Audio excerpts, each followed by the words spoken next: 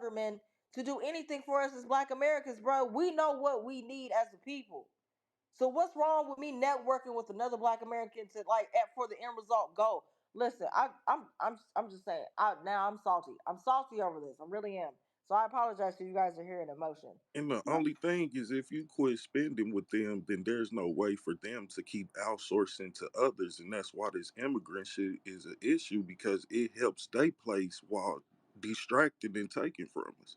So that's what they do through centuries, is filter people through us, make sure they cool with us so they can start working with them.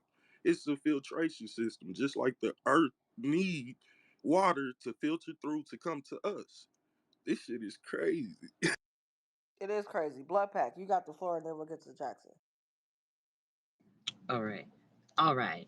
So I love Jackson. I love you. I'm so glad to hear from you and hear your voice, your wisdom. Um, this is a recorded space. And so I do want to say that there is something that's being done, right? Like, first, let me just hold myself, my family, my own personal bloodline accountable. I see now, looking back at my ancestors, um, they're blinded by the idea of Jesus and loving all mankind. And they don't seem to have a real 360 sense of self preservation. Like, if it's an obvious attack, they see that, they can understand that. But these mental attacks or being placed out of the job market, they're having a hard time on comprehending how there's not enough to go around. And for example, I have a great aunt who's coming up on her 70th birthday, and she's planning to vote for Kamala. And I keep begging her, just listen to what Kamala says, please. I'm not telling you who to vote for. Just listen to what she says. And she keeps getting defensive. And she's like, well, they always lie anyway. And I'm like, yeah, they used to, but things are different now. The politicians are doing this weird truth thing.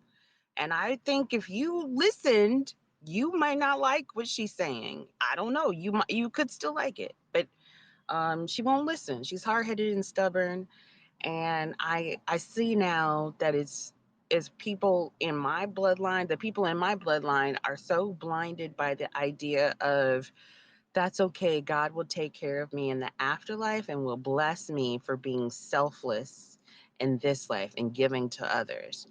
And so all I can say is this generation, I see now why the Israel thinks that this generation is dangerous, because we're 3 generations away from slavery and we can see the trick bag. We now understand the stories of our lineage and of our past, and how our people were run off of how the KKK went mad crazy in the 30s and 40s and nobody stopped them, or the 20s, 30s, and 40s.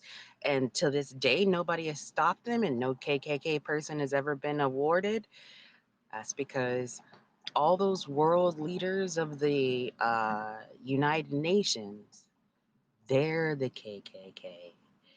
They're the anarchists.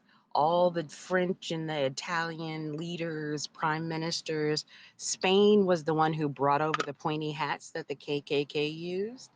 So, yes, they are funneling, they, as in the members of the United Nations and the World Health Organization, are funneling through uh, things and people, because basically the United States is just like their colonizer's paradise. We know it's a corporation, so they're just funneling money and people through like a processing station. Now that we know that we're real people, I want to encourage everybody to join the NAASD Zoom meeting that's coming up on, it's either Wednesday or Thursday. But I can send you a link. I can put a link up in the Jumbotron so that everybody can make sure to attend, because there is a plan going on that we can kick these motherfuckers out for good, for real, for like internationally, and get paid. I land my plane. Shout out to you, Brooke. Go ahead and put that up there if you like. Go ahead, Jackson. You got the flow.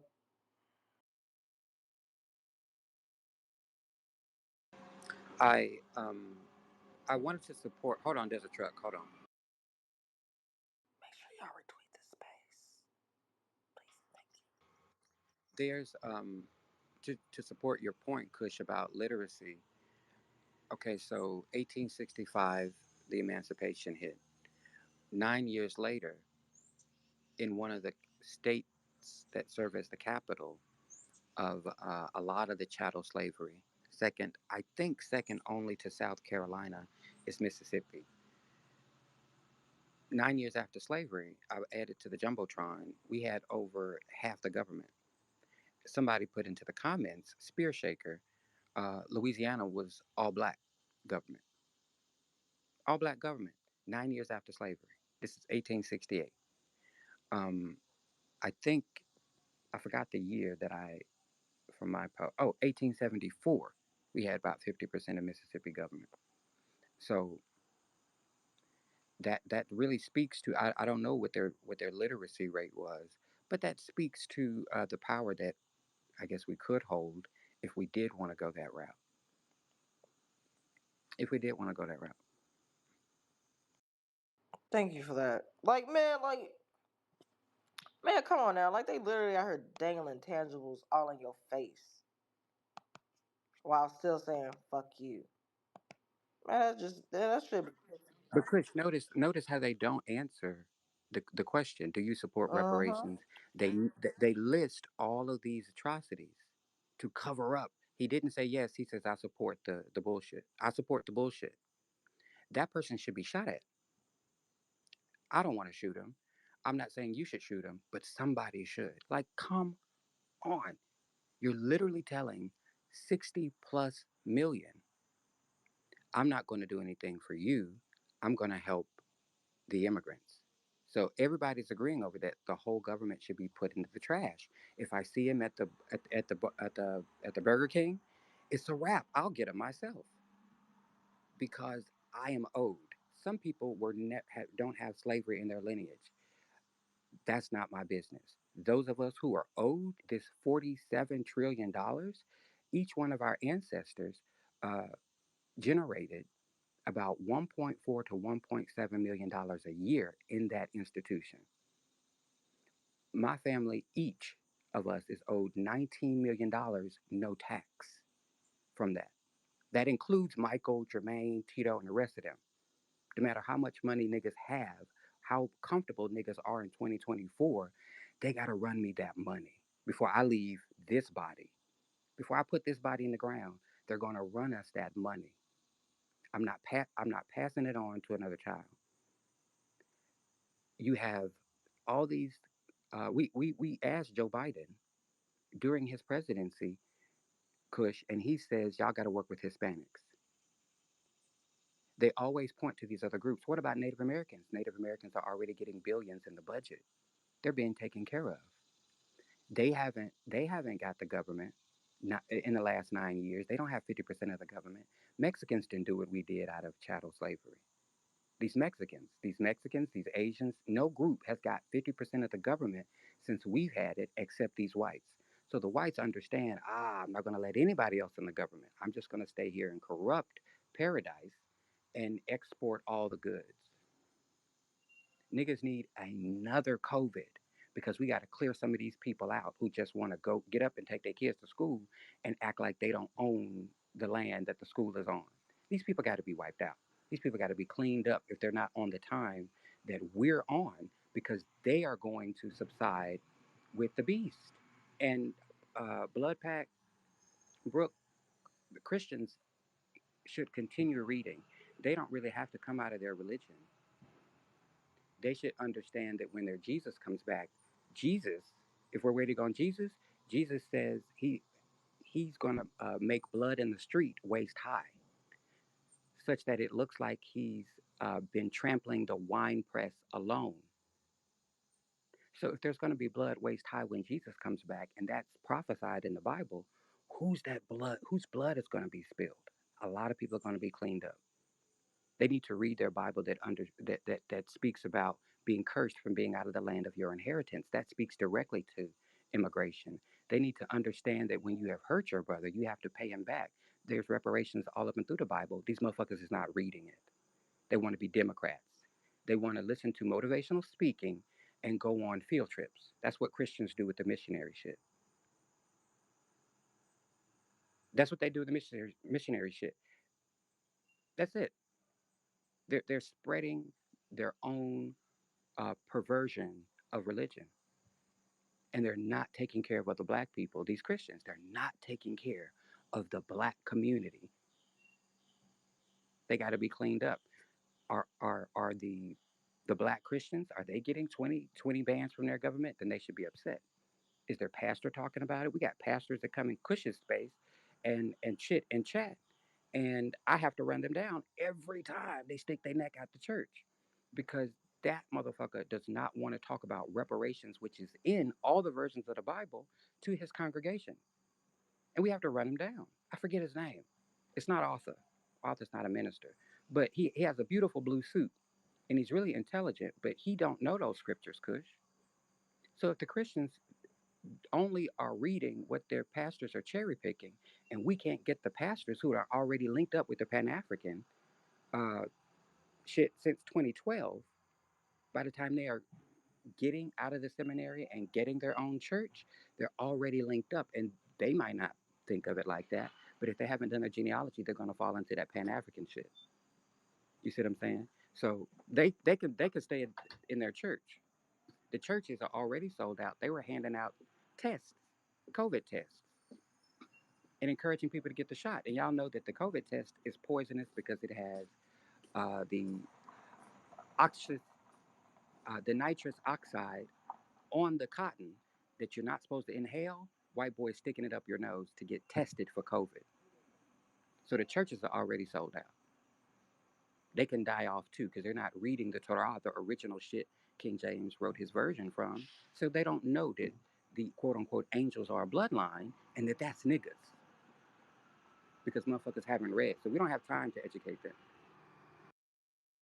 You know what? And it kind of, thank you, Jackson. And you know what? That kind of reminds me, even with the recent events with that fucking dirty doctor that was calling black Americans niggas and all the other stuff and said, you guys are Negroes. Look at y'all. That's exactly what that reminds me of. And that's the same way I feel like these illegal immigrants is basically damn near treating us, along with Kamemi and Biden's assistance. Like, come on, man. Like, the frustration is this. If I go through a black neighborhood, a dilapidated neighborhood, or what some people call a malnourished neighborhood, bruh, and I had an opportunity to fix up a house in that neighborhood with the money that they're getting, I'd fucking do it. I'd go ahead and be able to put a black American family from out from the streets into a home. I'd be able to actually take something and not only just start my generational wealth, but it actually will feel good to do something for the overall community. But no, it's always somebody stopping some black Americans from doing something great. Why do y'all want to stop black Americans from being the best of the best? Because we are the best of the best. It's everybody that copies us. It's everybody else that copies us as black Americans. They are able to get into our industries, our medical industries especially, right? But they don't like black folk. But you ain't got no issue taking my copay money. You ain't got no issue taking no money from my insurance either. But I'm supposed to just lay down and take it. Bullshit. Go ahead, Vet. I just wanted to touch on what Jackson said a little about the missionary service with Christianity. This is something that I have seen with my own eyes, guys. Missionaries are taking these African immigrants from other countries, dressing them up like nuns and priests and shit, bringing them back here, taking them to the Social Security office to get the benefits off of them, claiming them as a tax right. You know what I'm saying? And I know if it's happening in a speck of a shell of where I'm at, it's happening in these bigger cities where you guys are, because there's not too many Catholic places here. But these Catholic people are getting these immigrants from overseas, bringing them here, and applying for our benefits. Like I said, our hard-earned taxpayer dollars The money that you make that you don't even get a chance to fucking see. And like I said, you work all week for your money, and 300 of it is going in the immigrant's pocket before and you don't even get a chance to see it. It's distasteful. It's upsetting. How can we keep trying to uphold a country that is deliberately, it ain't even backstabbing no more. They just doing it. They just cutthroat. Like it's not even backstabbing. They just literally just slicing our throats. And people are, engaging in these debacles and trying to defend these presidents or these candidates, and it's foolishness. It's rubberish, and we need to start thinking outside of the box when it comes to this government, because immigrants are getting 20K. They're getting 20 fucking K. We have to rob, steal, and lie and cheat to get to 20K. You feel me? I couldn't even touch the 20K when they was giving it out like hotcakes. You feel me? I couldn't even have part in it. But it's insane. It's insane. It's very distasteful. And these religious people, that they have a lot to do with it. They are a lot of the gatekeepers in the communities. You feel me? These leaders that these people, y'all trusting in, they're being put in this position and given these tax write-offs and these extra grants and funding to keep you, focused on other things, to keep you, distracted, dumb, if you will. You feel me? But yeah, I heard what he said, and I'm sorry I've been in and out because my phone been going off, but I heard what he said, and that's just the God honest truth of what's going on. That they are using religion, this politics, even these organizations, they are using all these things and all these issues to get what they want out of it. They don't care about the masses. They're not thinking about the sheep for real. Everything is ran by greed and own people and everybody's own what's the word I'm looking for? I can't think of it right now. But yeah, it's devastating that, like I said, we've started and we suffered in this country hundreds and hundreds and hundreds of years, and they get over here and touch sand, and they're already qualified and applying for. Do you know how many times my elderly aunt had to qualify or apply for Social Security before she could get it, and she been out of, you understand what I'm saying? Do you know how long it took? But they just come in, nod and smile, and no habla inglés, or no, no, no, no, no, or just, and they get it. It's insane. It's Me no insane. black. Me no Yes, yes, black. yes, yes. No, bitch, nigga. No, he not here, nigga. Like, it's crazy. It's crazy, and I'm tired of it. I'm tired of it. We have to make a stand against it. And like I said before, it's more people in here. Re I'm gonna reiterate the same statement. This It's time for us to start working on each other. It's time for us to start back getting ourselves to a place where we protect each other, because they're wiping us out.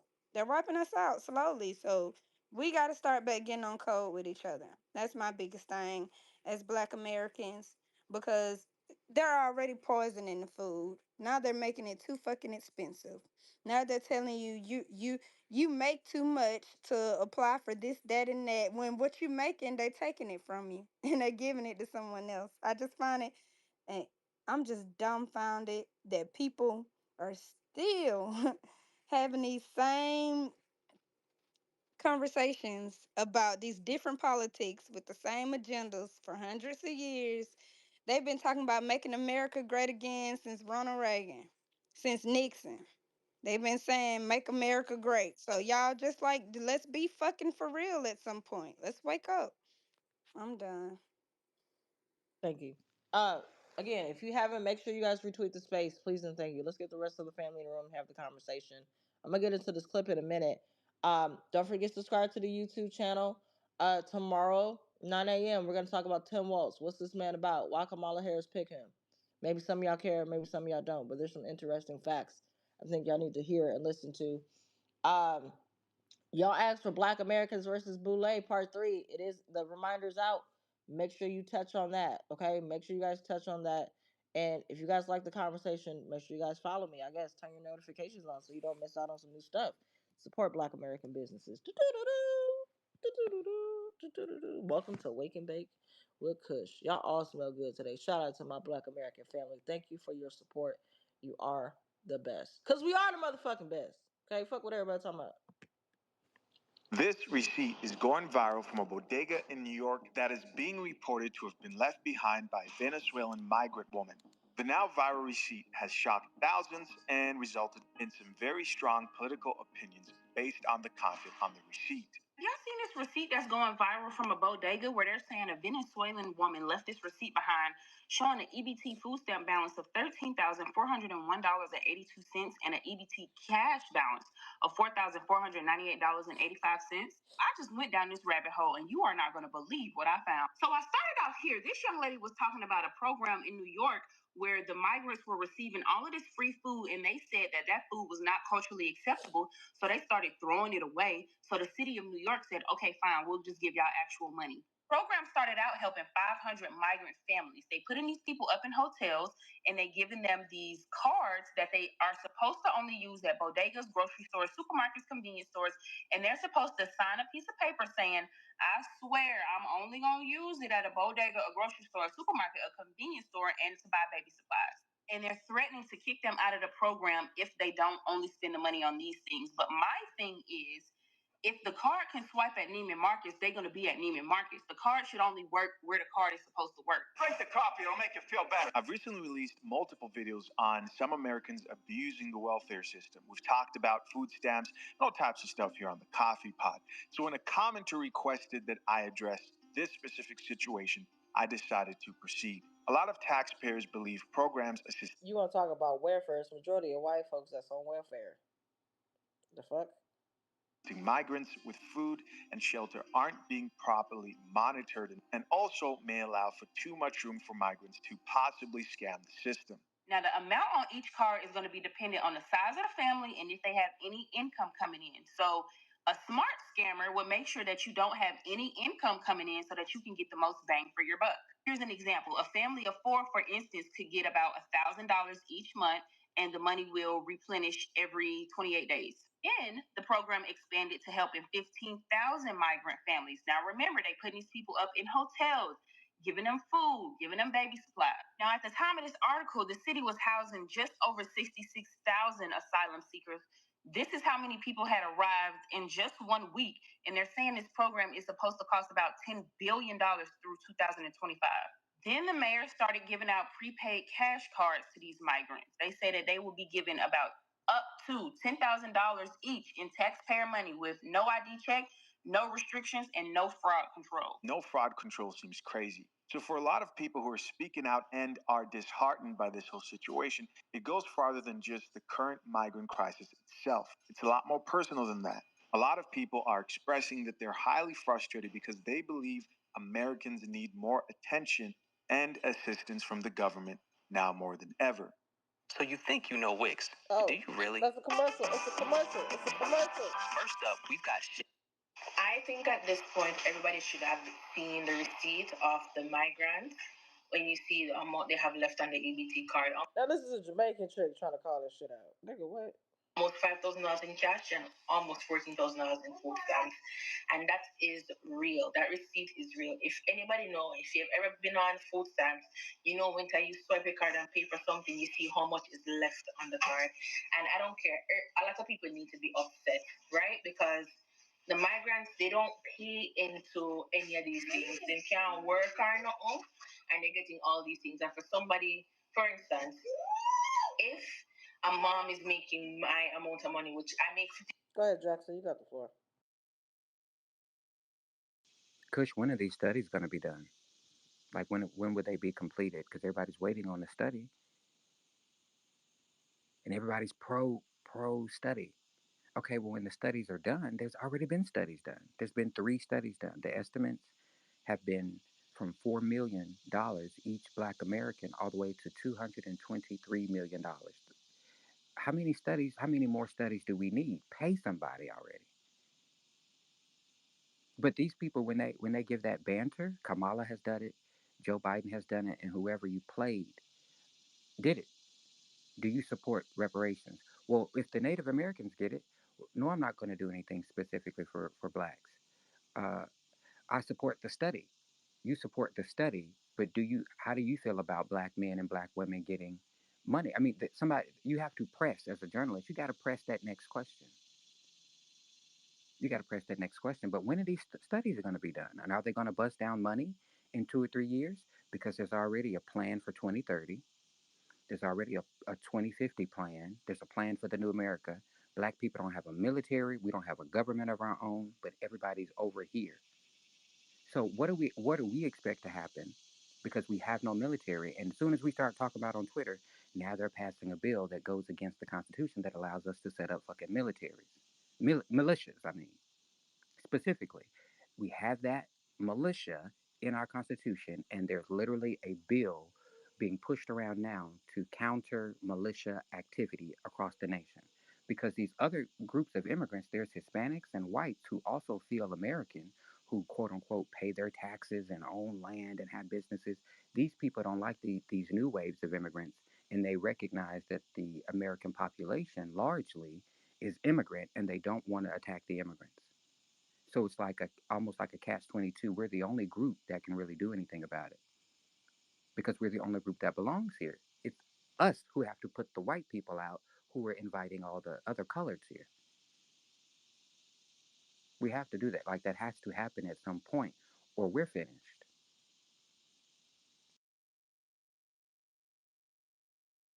Man, you not lying, Jackson. That shit, it's just pissing me off. Even just looking at the receipt, like, look, y'all can go up there in the jumbotron, and there's examples of receipts, bruh. Like the first one that's up there, I think it's like the fourth dot in, right? What I'm seeing is uh the date of it was on the fourth, four, right?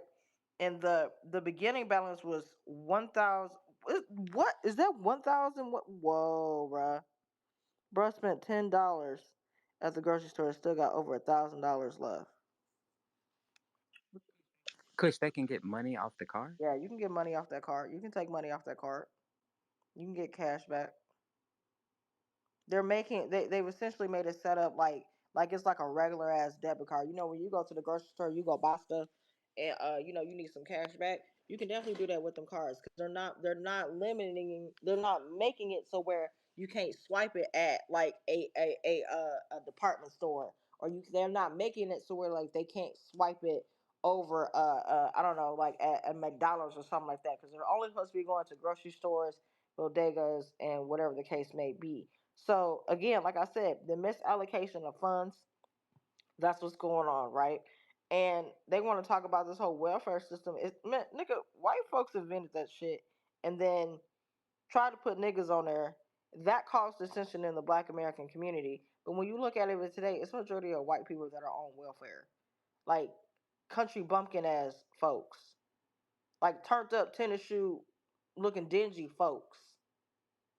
Them the kind of folks that's on there. Not us, really. I don't know a lot of black Americans that are on welfare in 2024. I don't know a lot. And I could be wrong, but for me, my experience. I would be if they gave it to me. I ain't gonna hold y'all. They won't give us the shit. That's the issue. They won't give it. I could use some right now. I could use a little food stamp. You feel me? I'm on a fixed income, and I still, honestly, I make too much. Certain bills don't qualify as bills. That don't even make fucking sense. If I'm spending my money on bills and necessities, my car bills don't qualify as a necessity though. So guess what? I just feel like it's fucking stupid. The shit is rigged up against us. Then, like I said, you got Maya and fucking Diego just living a life off our fucking pennies, With their off backpack. our fucking dollars, exactly, with their fucking backpacks and they swinging ropes, and they fucking what's the little Spanish movie music thing, the little Dun, shakers, dun, what they dun, dun, called? dun, dun, dun, dun, dun, dun. You talking about the Not Motherfucker. maracas. the mar- yes, the maracas. y'all black. Y'all so black. God damn it. Dun, dun, dun, dun, dun, dun, dun, dun, dun, dun, dun. Arriba. Let me stop playing. Immortal, you got the floor. I'm dead. Yeah, family. Greetings and thanks for the space and all. And yeah, I ain't even gonna front because I'll be telling y'all it depends on the gas prices. It depends on the price of eggs in the supermarket, and that determines whether or not I'm slightly above the poverty line or slightly below it. I be hovering on that motherfucker. But I just last month went in and tried to apply for food stamps. Uh, a child, my wife, and myself, and I'm the only one working. And do you know they told me no? They told me no. You make too much. You make too much. They straight up told me I make too I much money, and I'm poor, they and I'm poor, and they told me I make too much money. It's enough to really piss you off, you know. I Why said can't the that earlier, people? Immortal. I am fucking mad. I'm mad because too many people struggle the same way. You know how many people like with households of 3 or 4 kids or better, they can't even get it. And they live in check to check. It's insane. It's not fair. These are Indian benefits. Section 1 through 19 is supposed to go to Black Americans in 2024. We only get maybe Section 3, which is the food stamps, and Section 8, which is the HUD housing. How, I'm going to get some of my sisters uh, hitched up. I know a sex worker in Houston who is going to marry a Hispanic. I'm going to hitch her with a Hispanic, and she's going to take all his benefits. That's what I'm going to do. And anybody else, if I need to marry, I got an offer. But if I need to marry some of them, I'm going to get it. I'm going to get it and spread it around. Or you know, I'm going to do what I tell y'all to do. I'm going to take those benefits to a farmer's market and rack up and plant that shit and share the seeds around. But some got to shake. Something has to shake. All of these studies, it's just to wait. These politicians are going to be in office by the time that these studies get done. And it's going to be, you niggas got to wait. Why can't the people who built the agricultural system get the food stamps? We, that's part of the treaty is that, okay, we see the land and you pay us for it and you continue paying us for it. Do I have to change my status to get the benefits? Do I have to be a Native American slash Alaska Native to get the benefits? Like, because 13,000 is that per month? Are these people getting it a month, Kush? Mm-hmm. Every 28 days. They're getting 20 bands a month. Hell yeah, they get 20 bands a month. It's about every month. That's how food stamps works. Every month you get X amount of dollars. They never just pay you out just in one whole lump sum. Every month you get X amount of dollars. That's how programs like that are set up. And listen, you know what? Speaking of food stamps, listen, back in the day, so look, my mom, she went to apply for food stamps right now. Look, my mom worked in a steel mill in East Chicago, right? Her and my daddy. And one day, she went in there to apply for food stamps. I think she had got laid off from the job just for a little bit. You know what I'm talking about? Because I think I was like a baby, like still in diapers, baby. You know what I'm talking about? You know, good little nugget Kush, baby Kush. And she went to go apply for it. Now keep in mind, I have two other brothers as well, and they're twins. So she went to go apply for it, and they was only gonna give her $40. And I was still, I guess, on formula and shit on that time. So that wasn't gonna shake. That wasn't gonna shake because she made too much money. There's always niggas making too much money, but you can come over here and not make no money. And then all of a sudden you got 20 bands all on the fucking card, bruh. That shit is despicable. I think that's a real despicable thing. And But this is like I said. That's why I was saying earlier. Like it's up to us to kind of make the change in our community. It's time for us to start taking it into our hands and implementing the change that we want to see. Right? Like this pisses me off. And you guys are seeing some examples of those receipts up there in the jumbotron. The more and more I look at it, the more and more frustration I get because I see my generational wealth on a piece of their paper. I see my child's prosperous education or their college fund on their piece of paper. I see resources on their piece of paper, not on my piece of paper. So and a lot of people are like, look, black women now listen, black women now are now starting to speak up about this, and they're like, I don't like this commandment, you tripping, because we already know she holds the same viewpoints as Jim Crow Dro. She holds the same viewpoints as Jim Crow Dro. So that's why I think it's really important for us to also just see and wake up with the okie doke. If you have not, make sure you retweet the space show. Make sure you're retweet space. Get the rest of the Black American family in the room. Subscribe to their YouTube channel. Also, guys, there's a poll that's in the comments in the jumbotron. I need to know what y'all want to hear for the Black American business space. Right, part 9. Right, we're already working on part 9. We're gonna go ahead and get that started. But I need to know what you guys want to hear. If the options you are up there that you don't like, comment what you want to hear and get people to like your comment. You know what I'm talking about? Let the best topic win. You know what I'm talking about? That motherfucker. But I'm gonna get into this clip. And this is what's going viral on the internet right now. It said, my friend was behind a Venezuelan woman in line at a store, and a woman left a receipt, which is not abnormal. People don't want to take their receipts. I don't always take my receipt with me either. Even when I go to the bank, I just give it back to the teller and say, hey, can you get rid of this for me? Look at this S right here. I can't get EBT and look at the cash balance. We'll let them tell us it's no help though. The cash balance, if you look at that right now, the cash balance, the EBT cash balance is $4,400. The food stamp balance is $13,000.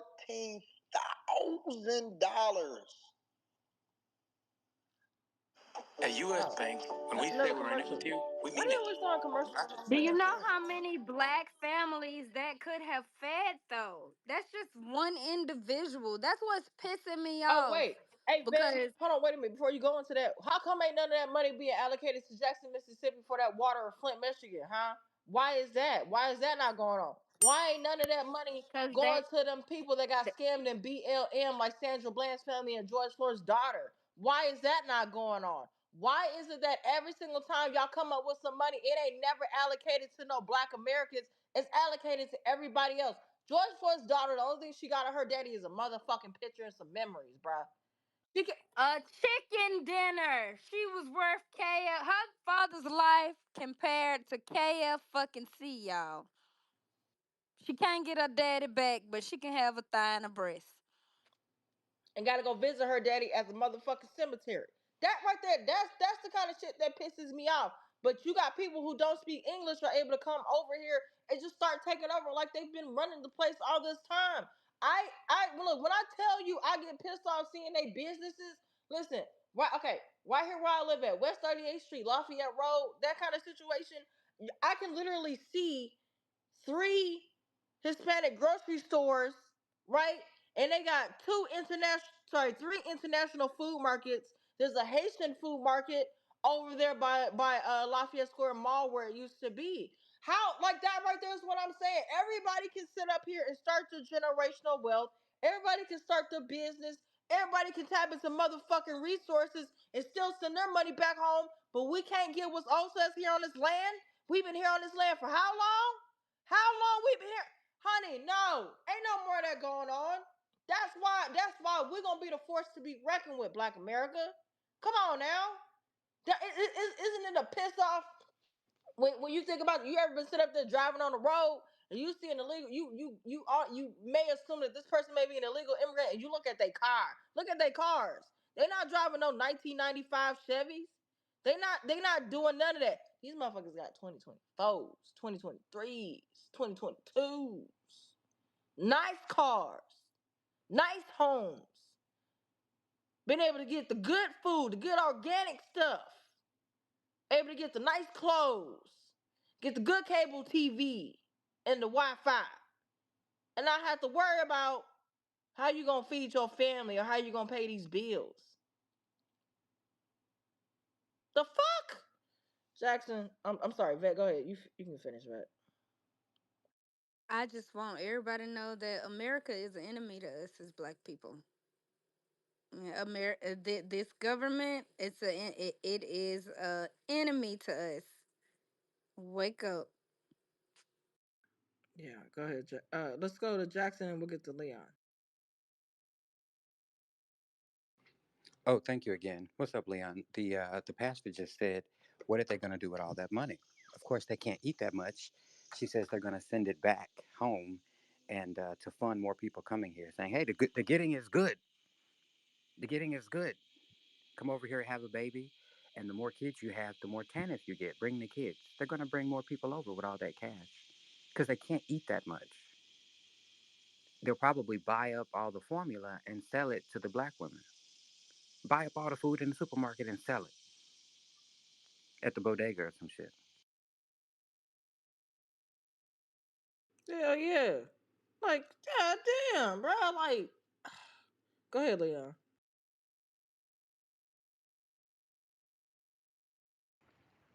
Grand Rising, fam. Kush, you actually hit a good point. I want to about the George Floyd's daughter with the chicken dinner thing. Now, let me tell you this, and this kind of goes back to what we were just talking about yesterday with the whole part two of the Black Americans and Boule. You know where they got that idea from? They got that idea from your Al Sharptons, your Jim Clyburns, those bootleg Negroes are the ones that gave the white supremacists the idea of, oh no, just give them a chicken dinner or some dumb shit like that. Those are the ones who really feeding that information to the government on stupid shit for the to justify themselves and to besmirk Black Americans like that. That's where they're getting those ideas from. So don't think they're coming up with the ideas themselves. No, they're actually asking their handle. They actually the handlers are asking their bootlegs, well, what should we do? Is the bootlegs the ones that's giving them those stupid ass ideas? And I land there. Man, and they and that's the other issue. And then you're gonna aid in all that, whatever, while your own people out here starving. Literally out here starving. Like, you know what? When I see a black kid, when I see a little black American child go to school and their clothes may not look so well, I get upset about that because you can only imagine the amount of money that's on that receipt could have helped put that child in, like, some better clothes. I don't know what's going on at home. Nah, and I ain't gonna assume because shit happened, you know what I'm talking about? But I'm saying, like, that'll piss me off. That'll piss me off not investing in the future generations. Like, our kids should be able at some point in time to be able to go to these schools and have the access to education some of these white folks got, which means they should be able to learn and start to already get into college. They took wood shops and all that other stuff out of the schools for whatever reason and replaced it with some LGBT pronoun skittle gang stuff. I'm a non-binary hexagon cat loving dog eater something da da da da. That's what that is, bruh. And it irks my soul. Like, I hate being in a position to live from paycheck to paycheck to paycheck. Medicine is high for those of us who need medication, right? We're Go ahead. no, we're a nation of immigrants. How? But who's regulating the 13,000? Like, who's allocating that? How is that allocated? And why would you allocate that much money for food? Food isn't that expensive that people need thousands a month like that. That's that's that's wicked and irrational. They don't need that much. You couldn't eat that much. Like, how many children? Maybe that one person from Venezuela has like a lot of children. Maybe they're claiming a lot of children. Because how could you allocate that much to any family, let alone an illegal family? That's a good question. I'm about to research that shit now on my mama. Uh, But Jackson, I also think that they're doing that's our really let's break it down. I think that's our money that is owed. So what they're doing is they're just trying to throw that money all over the damn place as quick as possible. You know, I mean, just peep it. You just pointed a good question about all that money going to the illegals. What about all the trillions of dollars they gave to Ukraine, trillions of dollars they giving to Israel? They're literally taking our money out of this country, and they're just pretty much just throwing it at anybody that'll take it, which they will take it. So when it's time, like you were saying about those studies, so when it's time that they finally going to have to fess up and discuss about these studies, we ain't got no money. That's where we at. You know, the president of the Black Farmers Association had to sue. Going to the government righteously doesn't work. I learned that through Yaya's space about um, how the Jews and the Japanese got reparations from North America. Although the government is guilty, the government never just hands it out. They have to be sued. So that's what Black America has to do. That's the one thing that we haven't done. We've gone righteously, even as recently to Joe Biden. When we asked him for reparations in 2020 and it got leaked in 2021, he said, we said, and Al Sharpton was on the Zoom call because people were distancing. So it was on Zoom. We asked for reparations. He said by 2030, whites are going to be the minority. He's speaking about their death, not just their fertility rates, but their deaths. Because they have an opioid crisis, they're committing most of the crime and shooting each other up. They prefer to shoot each other up. And that's their business, but that's not our culture. They're doing that business over here on our culture, on our land. And every time we speak to them, to the government, they start talking about, well, you got to pay the Native Americans, but you see them in the budget. But he was able to get that off on stage because nobody gave him pushback because of the format of the interview and the debate, because he said it in the debate too. But that's horrible. They're just going to send that money back. They're going to send that money back. What is going to be our response to them people telling us no since 1865? We have to sue them, or the people who are not on Twitter talking about it all the time. Some black man, some black woman is going to crash out because we're not protecting them. We're not acting like we own the country. We're sitting on our hands complaining about the government, and we have to. Kush, I'm already growing food. I'm supporting every black business around. Millions of us are doing that. We don't have a militia. They're not scared of us. Everybody else got a government that can speak up for them, including these corrupt Mexicans. Everybody has beautiful land all over the planet. This whole shit, the planet is not overpopulated. It's not. We must do something other than shopping black, talking black, building black. We have built this country 3 times since white people have been over here. We built it 3 times. It was built before they came. We built it under chattel slavery. We built it after they bomb us. Like, dude, they bombed churches. They bombed Christian churches after we took Christianity. They just did this in the 60s. They assassinate any kind of leader that we have come up, and now all we have is the caucus and the boule. We have to do something else. I'm already growing my own food. We're already buying land. Like black people are doing all of these good solutions. All of them. All of them. We got our literacy rate up. Black fathers are still more active with their kids, and black men are still choosing black women. Black women are still choosing black men. There's nothing wrong with us. There's nothing wrong with our group, except we're not acting. Niggas is doing their genealogy. Niggas is getting land back. It is not. None of that is putting the white people out of Eden. You got to kick Cain out. You have to kick Cain out. We have to stop illegal immigration and cap legal immigration. We have to act like the Japanese did. They took 200 to 400 years, and it was just Japanese on Japanese territory. I'm not interested in killing off people. I have deported individuals myself using our religion. I can't, we don't have enough time to get black people interested in doing one particular thing to fix our problem. Our problem has nothing to do with anything that we're doing. It has things to do with what we're not doing.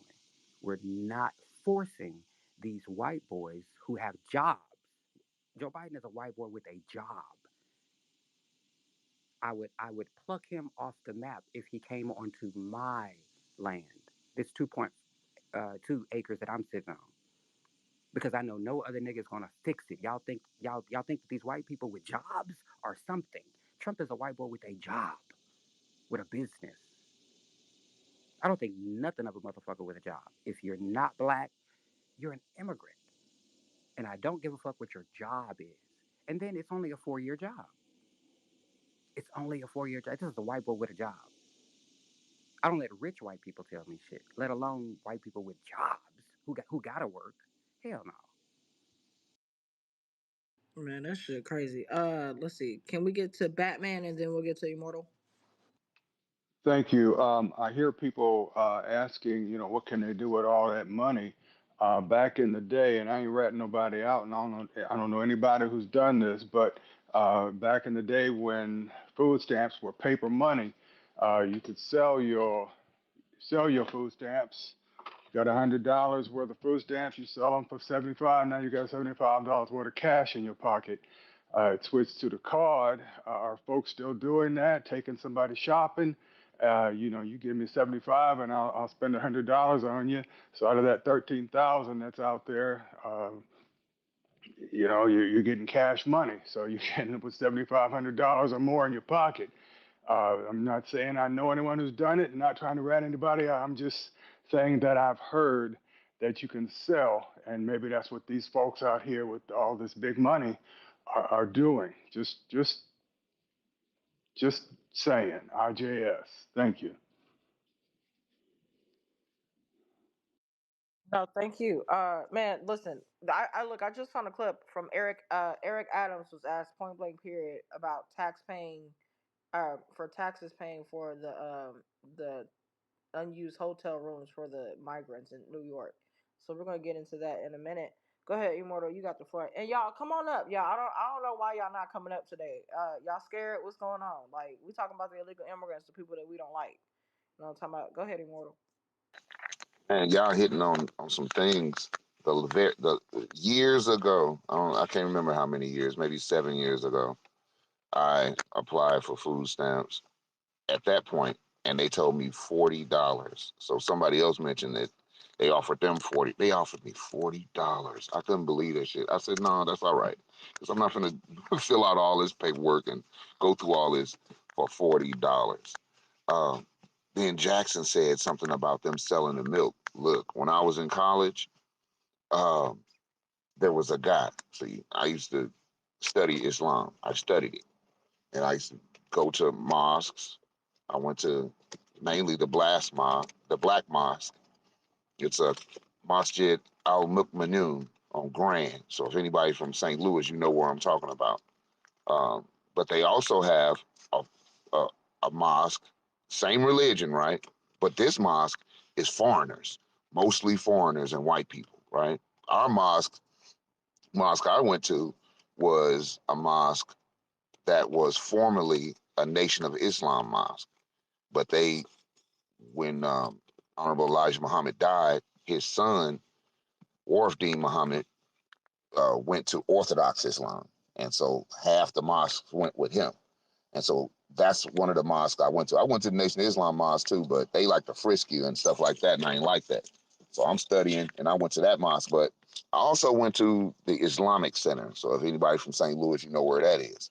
Islamic Center on Vanderbilt. So I used to go up there, and I met people in college and all this. And so long story short, I met this Indonesian dude. This Indonesian dude would give out money. Now he didn't like to deal with black people. I was the only black person that was doing it, but he didn't like to deal with black Americans yet. But what he would do, he'll give you $1,000, and he'll say, "Go to these particular stores, purchase milk, and bring it back. And for every 1,000 you spend, I'll pay you 100." That's what he would do. Now he was over here on a student visa. He overstayed his student visa to hustle up. And that's exactly what Jackson said. That's exactly what they was doing. Man, it was on the news. Like people was wondering, like, where is all the milk? They had to put limits at Walmart on how much milk people could buy because foreigners was going in there buying it all up. The thing was this: stores like Walmart, they used to sell the milk at slightly below wholesale prices, and put it in the back of the store. So, it's a difference between how women shop and how men shop. Usually, not all the time, but usually a man gonna go in, he know what he want, he gonna grab what he want and leave. Women gonna go in and they're gonna look around and see what they need. They're gonna do a little bit more shopping than the men would do.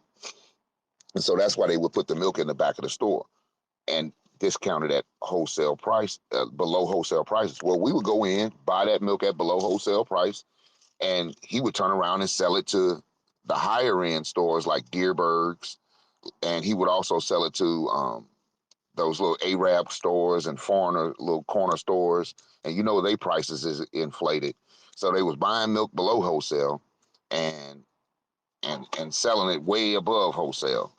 And dude was making thousands of dollars doing this. Shit, I working with him, I made thousands of dollars. Shit, I made a lot of money fucking with that.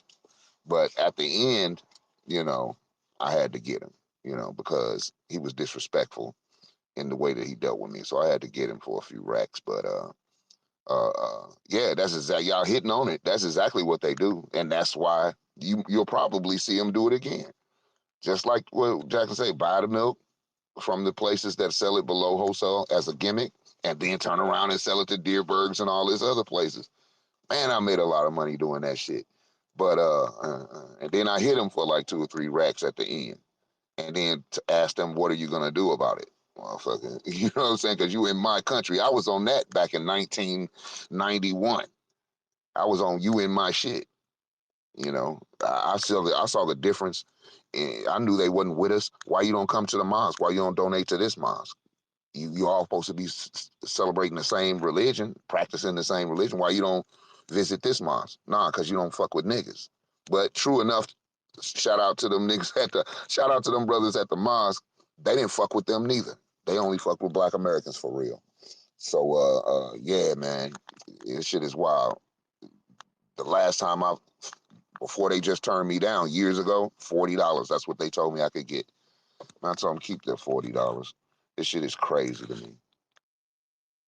40 funky dollars, nigga. That's let me shut up. Batman, you got the floor. Our children, feeding our children don't mean shit. And I'm stuck on that. But I don't see how vet, black don't people that don't remind you of understand that. slavery though? Don't that kind of like remind you of slavery? How they would sit up there and make the ladies breastfeed the white baby for their own kids?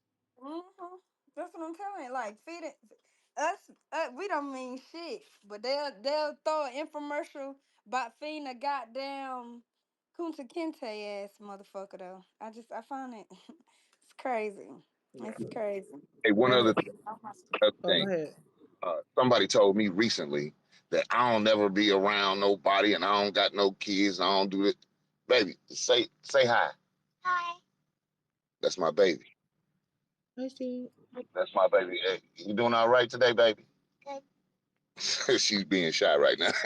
I'll be with mine.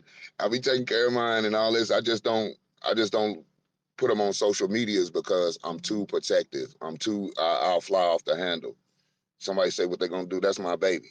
She's 8 years old, my youngest child, and what I'm saying, move heaven and high water for her. And so that's why I don't put them on the internet and I don't have them talking on here because motherfuckers. Last time I did that, uh, I had my granddaughter. She was just born. My granddaughter wasn't even a month old, and I was talking on the space, and I was somebody heard my little grandbaby cooing and stuff like that. It's like, oh, and then it didn't take a week later. Somebody was talking about what they're gonna do to my whole family. A little watery Florida nigga was talking about what he was gonna do to my whole family, including my granddaughter, including my kids, including my mama, including all this. So I don't even put them on here. So don't y'all say that to me no more about my kids, my family being not hearing them. You ain't gonna hear them. That's the last time you gonna hear them this year. Okay. All right, that's just a public service announcement. So peace. Thank you. All right, Batman. My apologies. You got the floor, and we're gonna get into this clip. I'm good, thank you. Regarding limiting the amount that you get on food stamps, EBT to less $40, whatever that number is, my understanding is the way it works is you can't go over a certain income, or you would, let's say you would not qualify for that $40, or let's say it's a number worth getting, $300, if that means something to you. So if you report income over a certain amount, then you won't get that $300. So you keep your income at a level where you can get that money because you need it. Walmart will keeps their people on welfare, their employees on welfare, and those employees won't work over a certain amount because if they work over a certain amount of hours, then that would put them at an income level where they would not get their welfare amount, EBT, etc. So I want to say the point is it's a way of keeping us at a certain income level and not progressing, not oh it keeps us limited and keeps us in a box. I'll leave it at that. Thank you. Oh, thank you. So the clip that we're about to hear, y'all. So before I get into that Mayor Adams clip, this clip says that the NYC comptroller reports finds the city paid $1 million for unnecessary migrant services. Let's wake that up, right?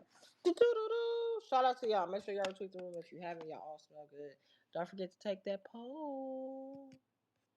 Questions tonight about the Mayor Adams administration's initial handling of the migrant crisis. A damning audit by the controller finds the city overpaid for millions of dollars worth of unnecessary expenses. Political reporter Marcia Kramer here with the details for us. Marcia. Christina Maurice, at issue tonight is a $432 million no-bid contract that the city awarded over the controller's objections to a company that at the time had no experience providing migrant services.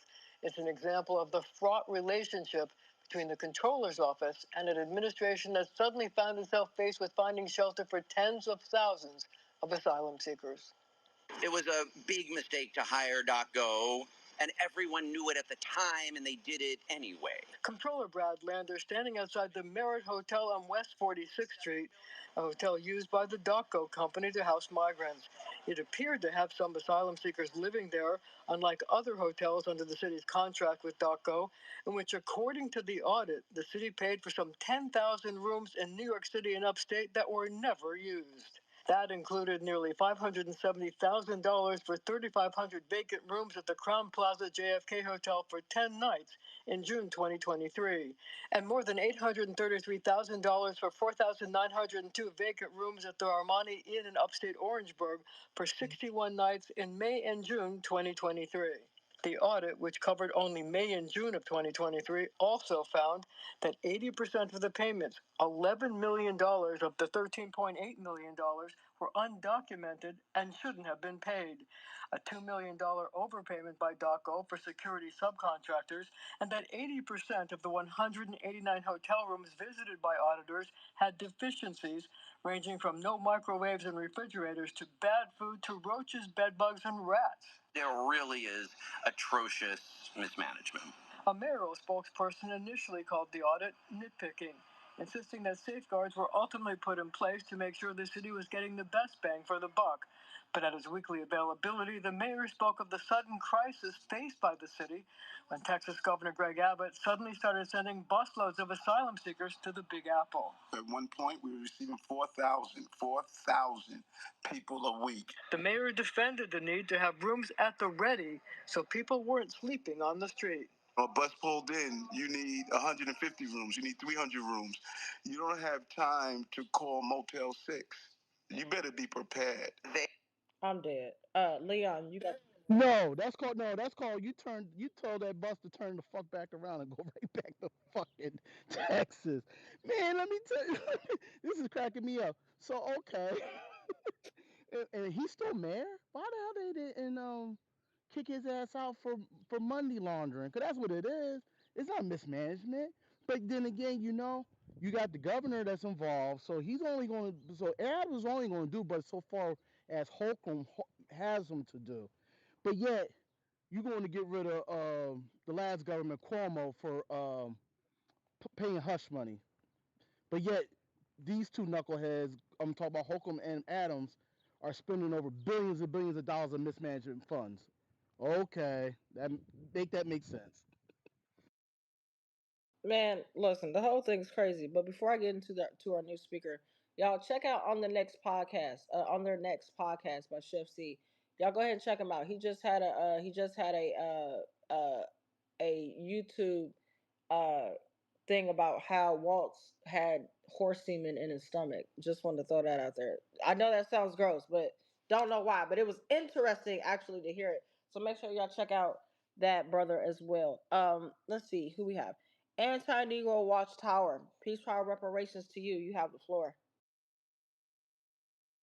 Oh shoot, I have the floor already. I was trying to gather my thoughts together, looking at the jumbotron. That's all right. Um, it's something I wanted to pull up here. Black Americans are hostages in their own country. I do have a sentiment about this. If Black Americans are indeed hostages of our own country, and we can confirm this, how can we rectify and understand the fact that they're not going to give us their colonizers not going to give us any means of success for our own group? Like, that's my question. It's just like, if they're not going to give you any success, and you've been trying for the past 200 years of trying to be citizens, secondary citizens, not even first class citizens, just trying to be second citizens of a country, or supposedly of a country that you created, how are you able to even try to vie for any of the policies when they're actively ignoring you? I can answer that. And Go I would ahead. like an answer. Yeah. We do it the same way everybody else does it. See, we have had great success in this country, even under the conditions that we were under when we were forced to deal with one another, to live with one another. We had baseball teams with the best baseball players in the world, the Negro Leagues. We had Green Book, where you could go anywhere in this country and you could be safe. We had Black Wall Streets dotted all across the country. The only thing that we was really missing was the training that comes with being an officer in the military. So Black Wall Street, for example, Tulsa, Oklahoma, they attacked, right? And they were being repelled because we had all those veterans coming from World War One. But one thing about being in World War One, as a Black American, you couldn't be an officer.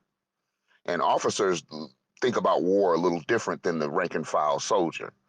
So when they attacked Black Wall Street, an officer on the other side looked at the planes that the Black Americans owned and commandeered those planes, and those were the planes that they used to drop the dynamite on us, and that turned the tide of the battle in their favor.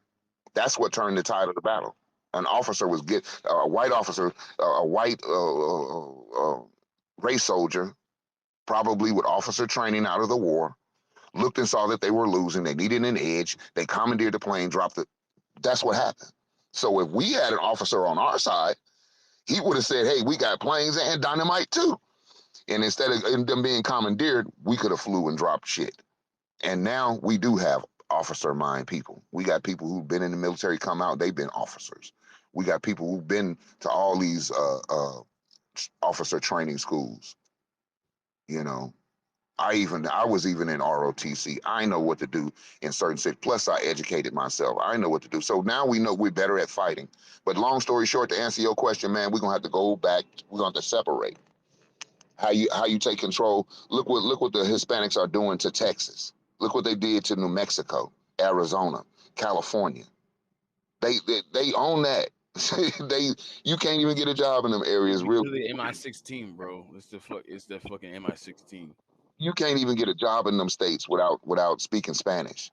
So we need to take over Louisiana, Mississippi, Alabama, Georgia, the Carolinas, Maryland, Tennessee, Arkansas. We need to go there. It's people on this app that's been promoting this for years. Go there, become at least the 80% majority, and begin to take over those states so that we can control the state level. And if you can control several state levels, then you have greater influence over the federal level. That's what they're doing. The Jews, they don't spread out all over the country.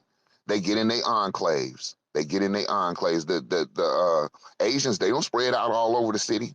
They get in their enclaves, and then they get their aldermans, and then next thing you know, they got a mayor, and then the next thing you know, they vying for higher offices. That's how you take control. That's how you get it back. We got to stick together, fuck with each other, live around each other, work for and with each other, straight up and down. You don't have money to spend with nobody else. You don't. I don't get if I'm selling if a black American is selling it for $4 and a Hispanic is selling it for $3, you can't afford to buy it for $3. You can only afford to buy it for $4 because to do it to go the cheap route means they're gonna take that money and use it to push you out. You're not gonna be able to buy shit by the time they get through. So that's the short version. I could go on, but that's the short version of how we turn this shit around. But it's relentless though. They're using gangs We got to to remember Well, hold on, wait a minute, hold on, anti-Negro. Respectfully, hold on. So I got people asking me in my DMs in the comments for you to run down your lineage. Are you able to do that in this space? do what now? Run down Run my down your, lineage? yes, sir. You want me to run? Oh my god! Every time it's like that security check that you do online. I gotta do that shit all the time. if you're crying about it, you're shame of your lineage. You maybe might be of the lineage. It is a goddamn security check. Answer the question if you're proud of your lineage. Yeah, I can answer the question. Yeah, I come from Memphis. Memphis is where I'm originally from. Your grandmama and them come from Memphis too. They They come came from from Memphis. They all came from Memphis. And Even your My great great Memphis grandpa. lineage goes back to 1981. On my grandmother's side, they were all Memphis. But on my grandfather's side, he came from Memphis. He's from Memphis, but his father came from Mississippi, and his father's from Mississippi, and his father was from Mississippi as well. So is that on your mom's side or your dad's side? My dad's side. What about your mom's? My mom's side came from Albuquerque, New Mexico. Interesting. Okay. And, All right, look, we're gonna finish up this clip, and then we're gonna hear the mayor's response to it because his response was also interesting as well. Make sure that you guys retweet the space, please and thank you. Y'all all smell good. Appreciate all y'all. Shout out to my Black American family. Immortal, thank you for those receipts earlier. They are up there in the Jumbotron. You know what I'm talking about? Retweet the space. Don't forget about the Black American Business Space poll part 9. We are on part 9 of the Black American Business Space, y'all. Doo-doo-doo. They call it nitpicking. We call it reviewing the invoices to see if the people that are billing you have actually done the work. Now, a spokesman for the company said it was proud of the work they did with the city in providing 1.6 million nights of housing and over 100,000 medical and social work appointments. But I'd like to point out that New Yorkers can probably expect more audits like this. Lander recently announced he's running for mayor and will face Adams in a primary. And there's nothing preventing.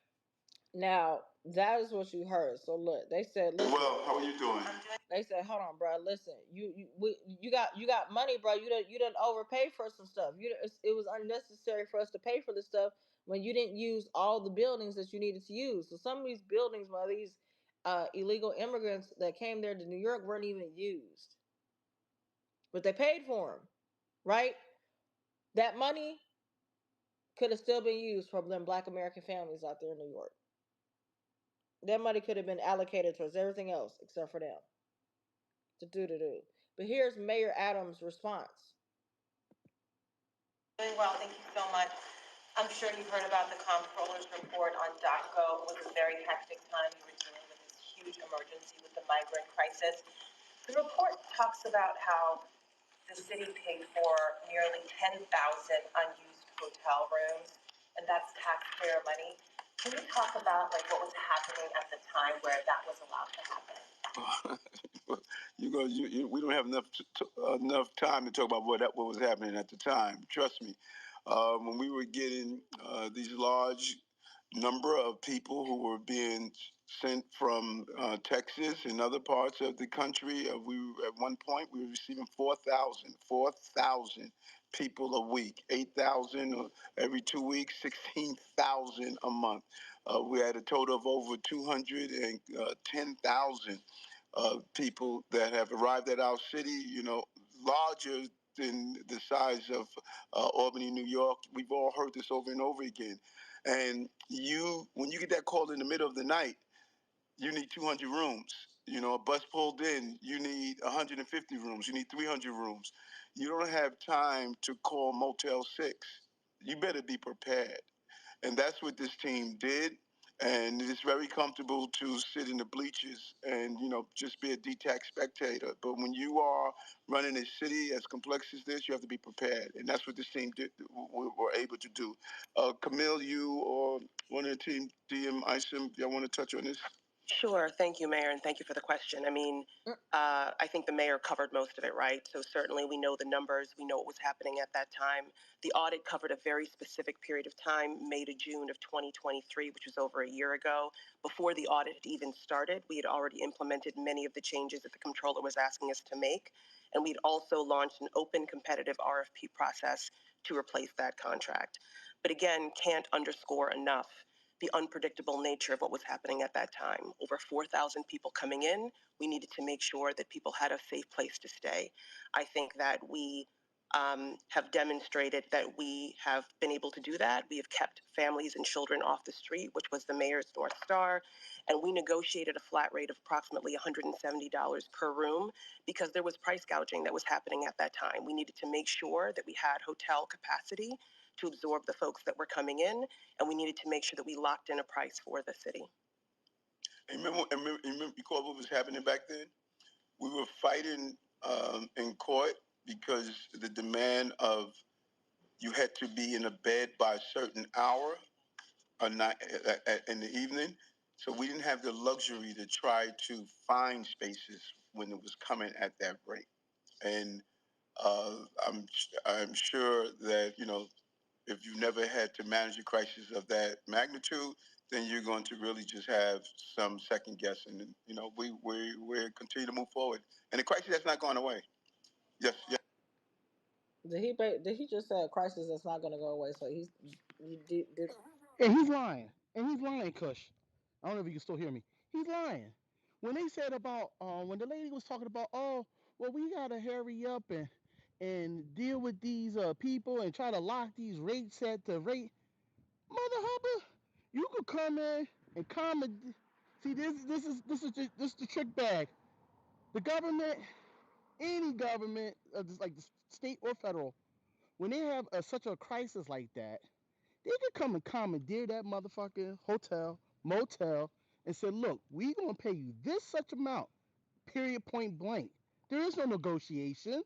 They can just come and do what the hell they want to do, or suffer the consequences. Is we'll just bombard your ass with taxes, and we'll bring in food, not food. We could bring food, drug, or OSHA, whoever, and run and find the crap out of you just finding stuff.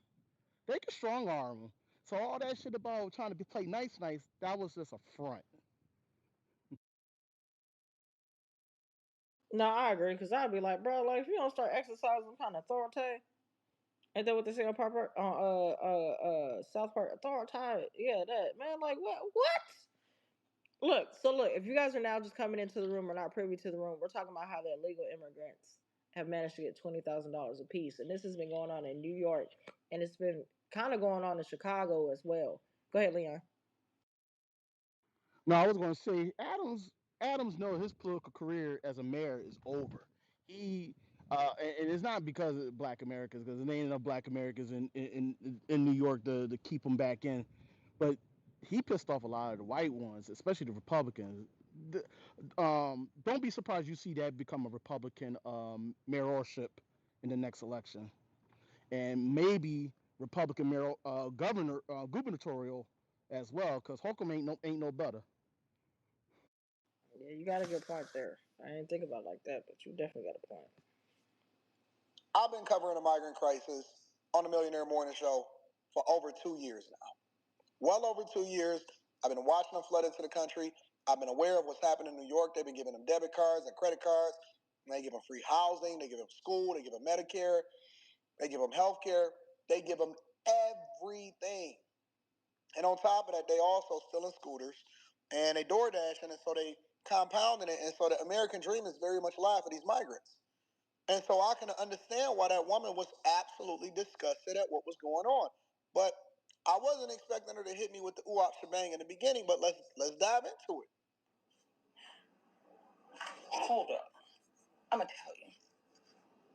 Why is it that this heifer who has never put anything into this country, never worked in this country, never paid Social Security tax, never paid a property tax, never put into the IRS, never paid anything into anything, came here with her damn hand stuck out, came from country wherever the hell you from.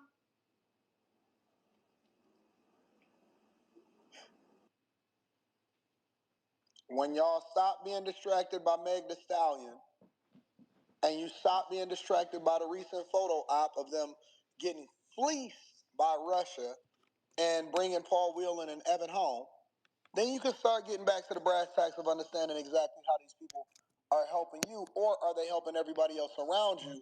And what's the real agenda? Because nobody is asking an uncomfortable question. And then I see y'all in my comments and y'all want to go back and forth with me and say, oh, Anton, you must be. No, no, no. I am Anton from Anton Daniels first. And in order for me to do that, I got to be America first. I got to be America first. I don't want my tax dollars going over into illegal immigration, and they asking the federal government. So don't think that just because it's happening in Chicago and New York and Denver and all of these places, and they giving all of these money to these migrants, that it's not your tax dollars also, because you don't live in these places. This is coming straight from the top, big dog. It's coming straight from the top. And they let all of these people in, and we don't want to put it at the feet of the person that y'all think y'all want to vote for, because you're ignoring it in order to be able to ride out with identity politics. I'm going to let her rock. I'm going to absolutely let her rock and get her rocks off. I don't always That's a have 1 to 2 commercial. It's a hours commercial. of my It's a day commercial. to actually prepare a meal and then clean up after. This individual left the receipt where she had just bought some food at the bodega. Okay? Her food stamp balance. Get it off, mama. Let me make sure I'm getting this right. On her EBT card, her taxpayer funded What's up, USA News? EBT card. I Her see you. food stamp balance. Make sure y'all is retweet the space. $13,401.82. Bang. For 1 month. Bang. That's this individual's food stamp balance. Who y'all voting for? Who y'all voting for? Okay? Because when you use your EBT card, it leaves a record of the balance after you've gone to the store and spent it, whatever. But I didn't even know that until I actually seen this post. But let's rock. Somehow, this was literally never, and yeah, I said it, I'm going to say it again. This who has never paid anything into this system is somehow worthy to get $13,401.82. Welcome to America. Cash balance is $4,498.85.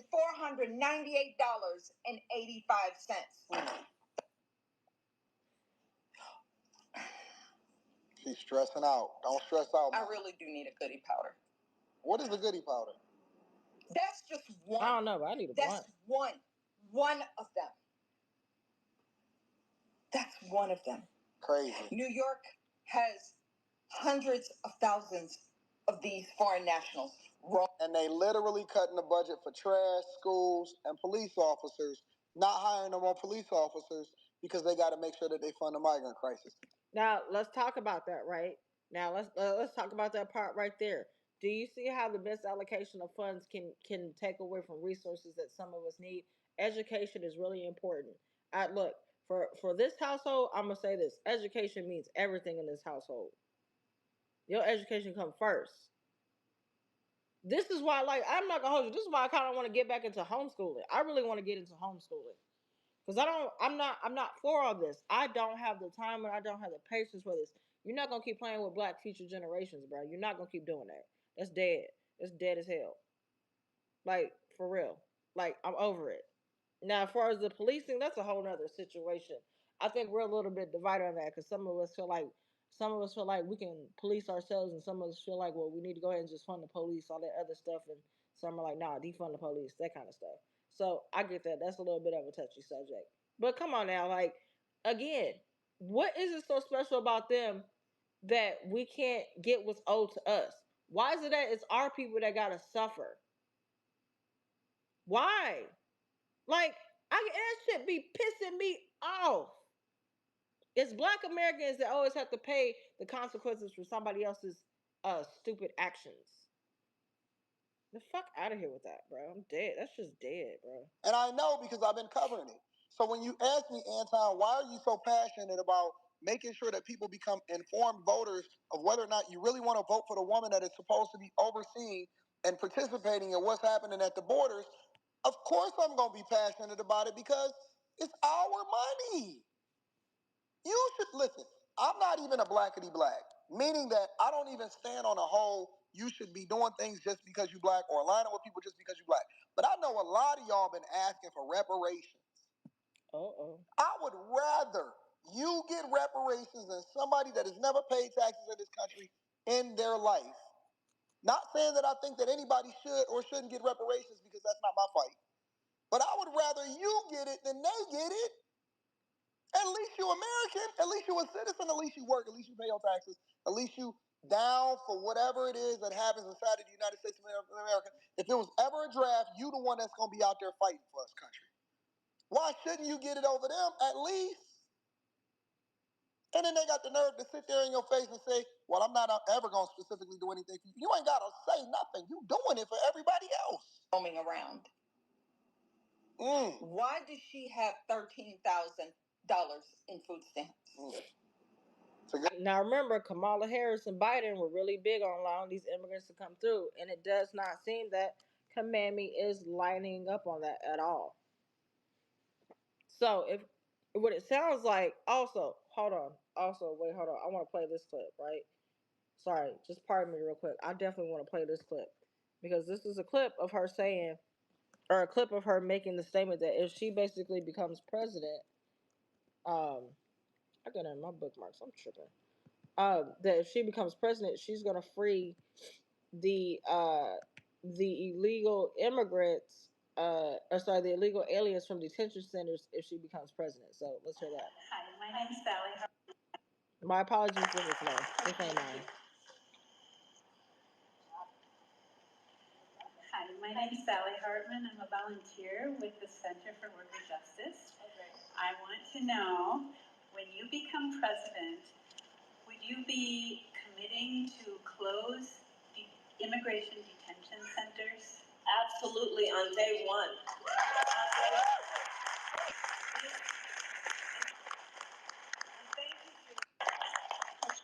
On day one, she's gonna close the detention centers for the illegal aliens if she becomes president. But then where you gonna put them at? Where you gonna put them at? Right, what? Right back into the neighborhood? Nah, honey, you tripping.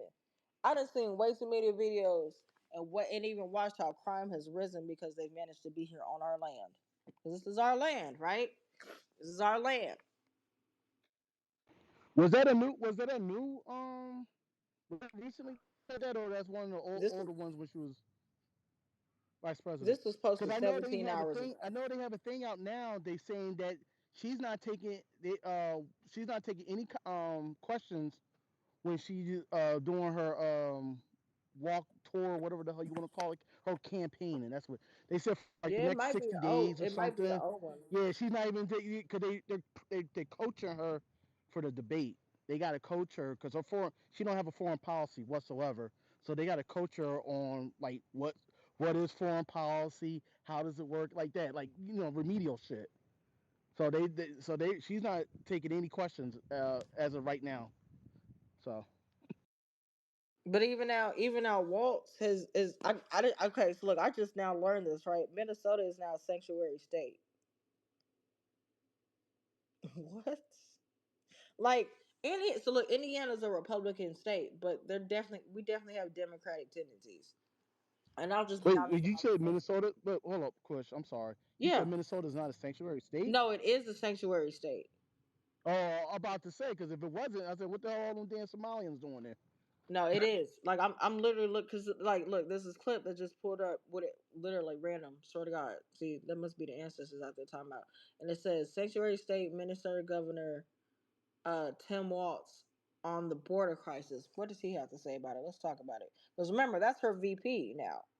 So now this is trickling down. This goes Biden, Harris, Walz. What he got to say about this? Let's hear it.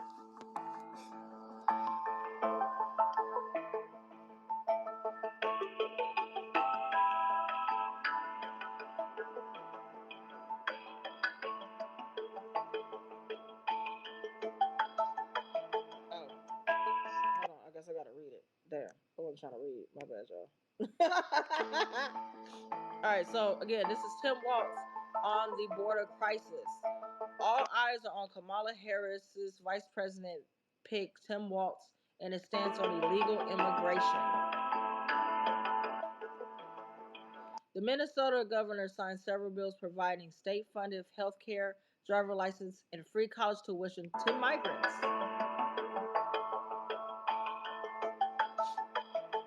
In 2018, during the Trump years, he told CBS News, sorry, words are hard, that he supported the Gopher State coming a sanctuary state.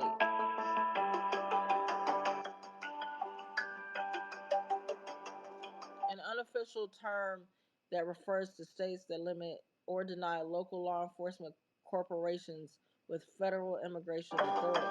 So that's what that means. Okay. The same year, Waltz tweeted his support of governors pulling their national guards from the U.S. Mexico border in protest of Trump's family separation policy.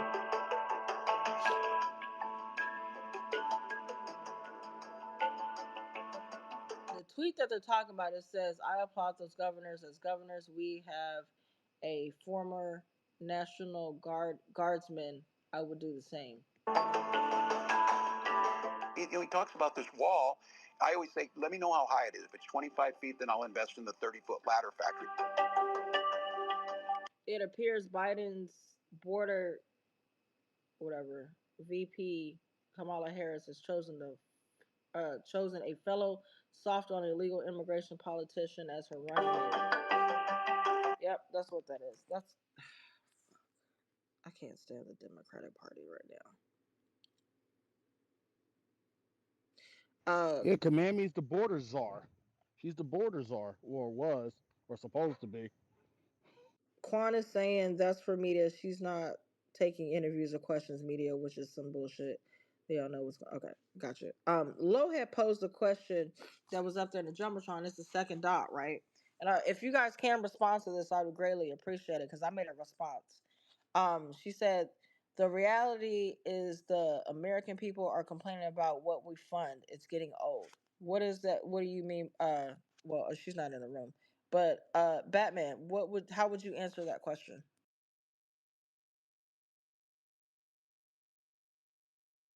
Or Leon or anybody on stage? How would y'all answer that question? Can you repeat that again, please? It's the second dot. Well, it's not a question, it's a statement. Lo made a statement and she said the reality is American people are complaining about what we fund. It's getting old. What do you say to that? It ain't getting old, cause that's potential money that is owed to us. Never gets old.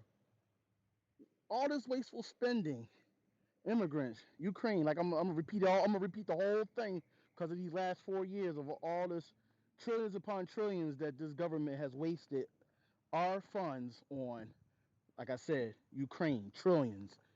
Israel, trillions.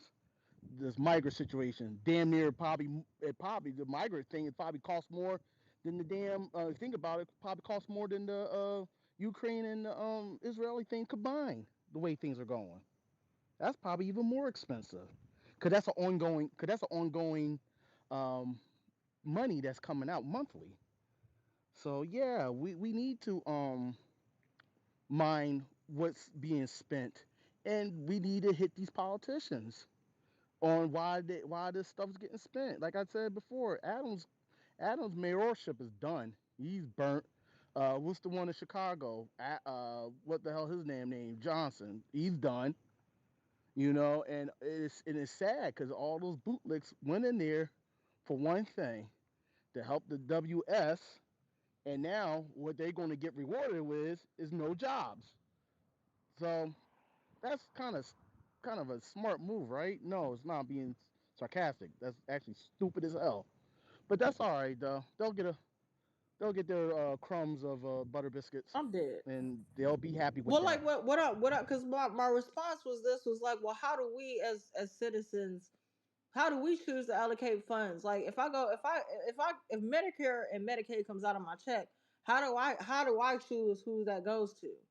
Or how no, what about like how the funding of wars overseas is going? How do I choose that? I'm under the impression we don't have to say so until how the money is spent. We just know that the money's getting taken out of our income, our checks every week or every 2 weeks. You know what I'm saying? Or am I tripping? I must be tripping. All right. President, peace, power, reparations to you. You have the floor. Good morning. Y'all forgive me if the background music is too loud. I'm doing my morning routine of McDonald's coffee to start my day. Uh, Great space as usual. You my mic if it's too loud though. I'll get it. Just to answer your question, we can't decide where that money goes. We're not a democracy. We're a republic. We get these people to represent us and they misrepresent us. That's the problem. The only thing we could do is get their ass out of office. But at the congressional level, that takes a monumental coordination, and black people alone can't do it. And I will refuse to do it. We're not gonna save this fucking country. You better fucking do it. Pay what you owe us, and then we can talk after that. We're not your fucking mules, and that's it. My bad for cussing. I'm just kind of touchy about that subject. No, you good with your yippee ki having ass. I hear you in the background. I don't even think we're a republic. I would say this country, the United States, is an authoritarian state with a capitalistic mindset. Well, I agree, but this is what they tell us. This is what they say in public, and they get behind closed doors and they beat our asses. That shit crazy, bro. That is all crazy. USA News, you have joined the stage. You have the floor. Appreciate you. Thank you for allowing me up. Um, but y'all, I mean, all y'all hit it on the head. As far as that lady that posed that question in the jumbotron, I mean, you can't say something is old when they keep coming up with new bullshit to throw in our face that undermines us, right? Um, and Kush, you kind of answered it with your post when you said, "Let's unify and amplify the voices of Black America by practicing group economics." We got to do that. Here in Chicago, we have 30,000 pieces of vacant land right now. 10,000 of those pieces of vacant land are owned by the city of Chicago. They looking to fast track these illegals into those properties, which are most of them in the black neighborhoods, to replace the current voting block. That's what's going on right now. Not only did these dudes get EBT cards, when they first landed, they were getting vouchers to buy new vehicles. There was too many illegals running around here with no social security number, with temporary plates. Where y'all getting these cars from, right? So they're strategically undermining us from an economic standpoint to replace us. And like my brother just said, we got to start running these people out of office, especially on a local level. And we got to take a page out of the corporations. We living in a corporation. This ain't no country. It's all about economics, money, funding, and PACs. We got to pack up, form our committees, practice group economics, to get our agenda and to get what we need. And I'll land there. Thank you, I appreciate you coming up as well, and shout out to all y'all in the room. Does anybody know if illegal immigrants can get Social Security numbers? They can. They can get Social Security. And they just took away in the last 24 months the disability of not being able to speak. Like less than 24 months ago, all they had to do was say, hey, well, I don't speak English and that's a disability to me and I can get Social Security for that. But that rule was changed, but it was in place for a nice little minute. So if they're able to get Social Security, which means they reap the benefits of Social Security, which meaning like Medicare, Medicaid, and ABCDFG, right? Pretty much. They get it quicker than you. Yeah. So they said. Dewan B, peace, power, reparations to you. You have the floor, bro. Hey, it's just kind of loud where I'm at, but I just wanted to say, y'all remember those Ukrainians, as soon as they got over here, they started giving them Social Security. And I'll land right there.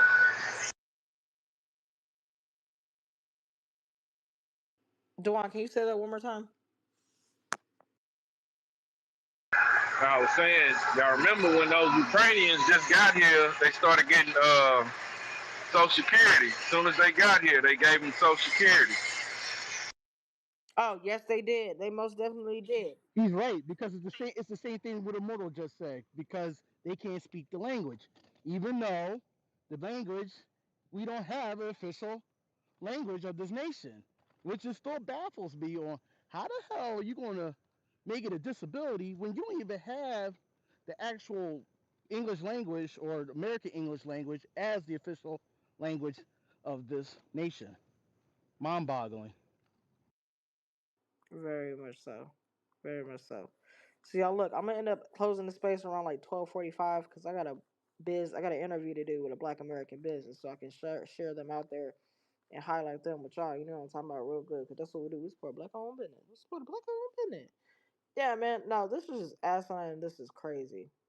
Where's that clip at? Here's a record of Tim Walz's record on immigration.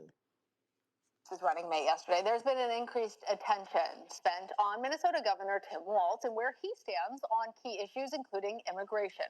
Walz has supported efforts to make Minnesota a sanctuary state. And as of 2022, about 9% of the state's population is made up of immigrants. Most of the immigrants who settle in the state come from Mexico, Somalia, and India, according to state data. Here with me to help break down Walz's record. Ain't that where Command Me Mama from? On immigration is CBS News correspondent Lilia Luciano. And I should say, recent immigrants, we are a nation of immigrants, but when we're talking about the term a sanctuary state, not everybody's as familiar with it, but it is a political football. Explain to us what Walz's position was, what he was doing in Minnesota. As you say, Lana, absolutely a political football. To explain what a sanctuary state, I'm going to use the opposite of what a sanctuary state is. I'm thinking something like Texas. Say in Texas, for instance, Governor Greg Abbott, who's calling this ticket the most dangerous ever, he has implemented laws that empower local law enforcement, state law enforcement agencies to implement immigration laws. So a sanctuary state or a sanctuary city does the opposite. It prevents or it limits how much cooperation there is between local and state law enforcement and immigration agencies like ICE. So, for instance, if somebody is here in New York City, for instance, if somebody is arrested, NYPD and corrections do not call ICE and say, hey, we're about to release somebody either on bail or for whatever reason.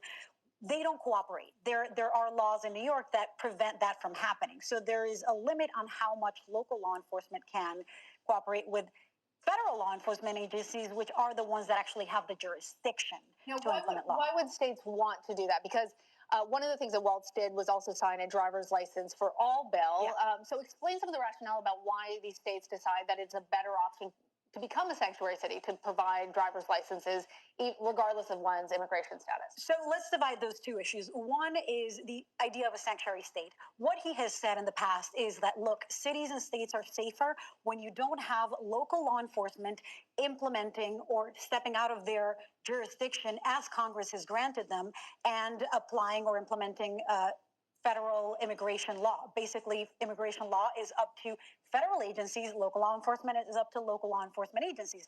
What he says is, look, if you have a fear from undocumented immigrants, to call police, to cooperate with law enforcement, to say, hey, there's a crime because they... I'm gonna pause that for a minute. Hey, USA News, you still there? Yes, ma'am. How do you feel about these illegal immigrants getting $20,000 a piece? There's some receipts that are up in the jumbotron by reference, by the way. But how do you feel about them being able to get all this money and then we don't have reparations? I am. I don't even know the word. I'm in fury. Like I was saying, like when they first got here in Chicago, they would get vouchers for used cars, right?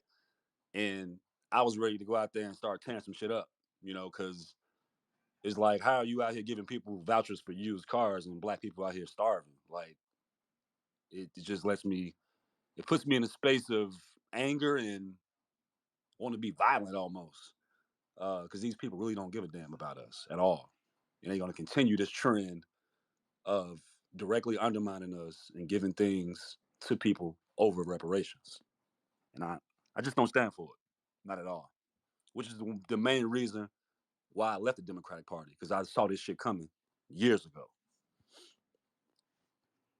As a Black American man that lives in Chicago, in the current state that it is dealing with these illegals, um, do you feel like they're trying to put them more on a pedestal out there in Chicago more than anything else? Well, absolutely, because Chicago's a strong Democratic state. Well, Cook County, uh, they're trying to replace the voting bloc. They're trying to replace the whole economic bloc, which is why you got a lot of Hispanic organizations that are supporting Kamala now, because she got their best interests. Um, I can't really say, when you talk about Hispanics and that population in big cities, it's really only L.A., Chicago, and New York. So I can't definitively say that they're doing it one city over another. It's kind of like a trifecta almost. They're doing it strategically in all of these major cities where the Hispanic population is quote unquote welcome, to directly undermine Black Americans. And it's sad, it's sickening. Yeah, because I believe Johnson, basically Mayor Brandon Johnson was basically essentially saying like, look, we're not gonna turn down nobody who want to call Chicago home either. So we're just gonna let them come in, basically in a nutshell. Is that right? Yep, that's exactly what he said. It's verbatim. And he's trying to put it off. Every time he talks, it's Trump this, Republican that. But a lot of this stuff these are his policies. These are things that he's been doing. Maybe someone set him down and told him this is the agenda, but ultimately he's carrying it out. So yeah, that's verbatim. Were you aware that he gave funding for a reparations task force Yeah, out that's there? just that ain't nothing but a dog and pony show. And I know Brandon personally. This dude is a clone. Actually, I don't know who the hell he is. Um, that's just a dog and pony show. They ain't really standing on nothing in terms of this is what you're gonna get as a foundation of Black American. It's gonna go to y'all first. Other people gonna tether on to that, and it's gonna become a free for all. And that's what I see, because the union he's tied into, that's what they do. They talk about how Black neighborhoods are being deprived of resources, books, supplies, teachers, but they give all the stuff uh, that's kind of passed down to other white schools and other Hispanic schools. So just an agenda. Yeah, most definitely. Thank you. I appreciate you answering those questions. Go ahead, Leon. And what I've been reading, it's funny that I forgot that Minnesota, the state, is a sanctuary state. Now, the difference between sanctuary cities and sanctuary states can inflict a lot of harm when it comes to this immigration suit. So since Minnesota is a sanctuary state, state jurisdiction supersedes local authority. Let me repeat: state jurisdiction supersedes local authority.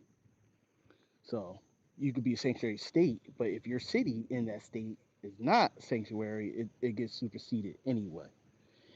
And I think who there's a couple other places are like that. I think California's another one. So we got Minnesota. I'm not sure what New York is.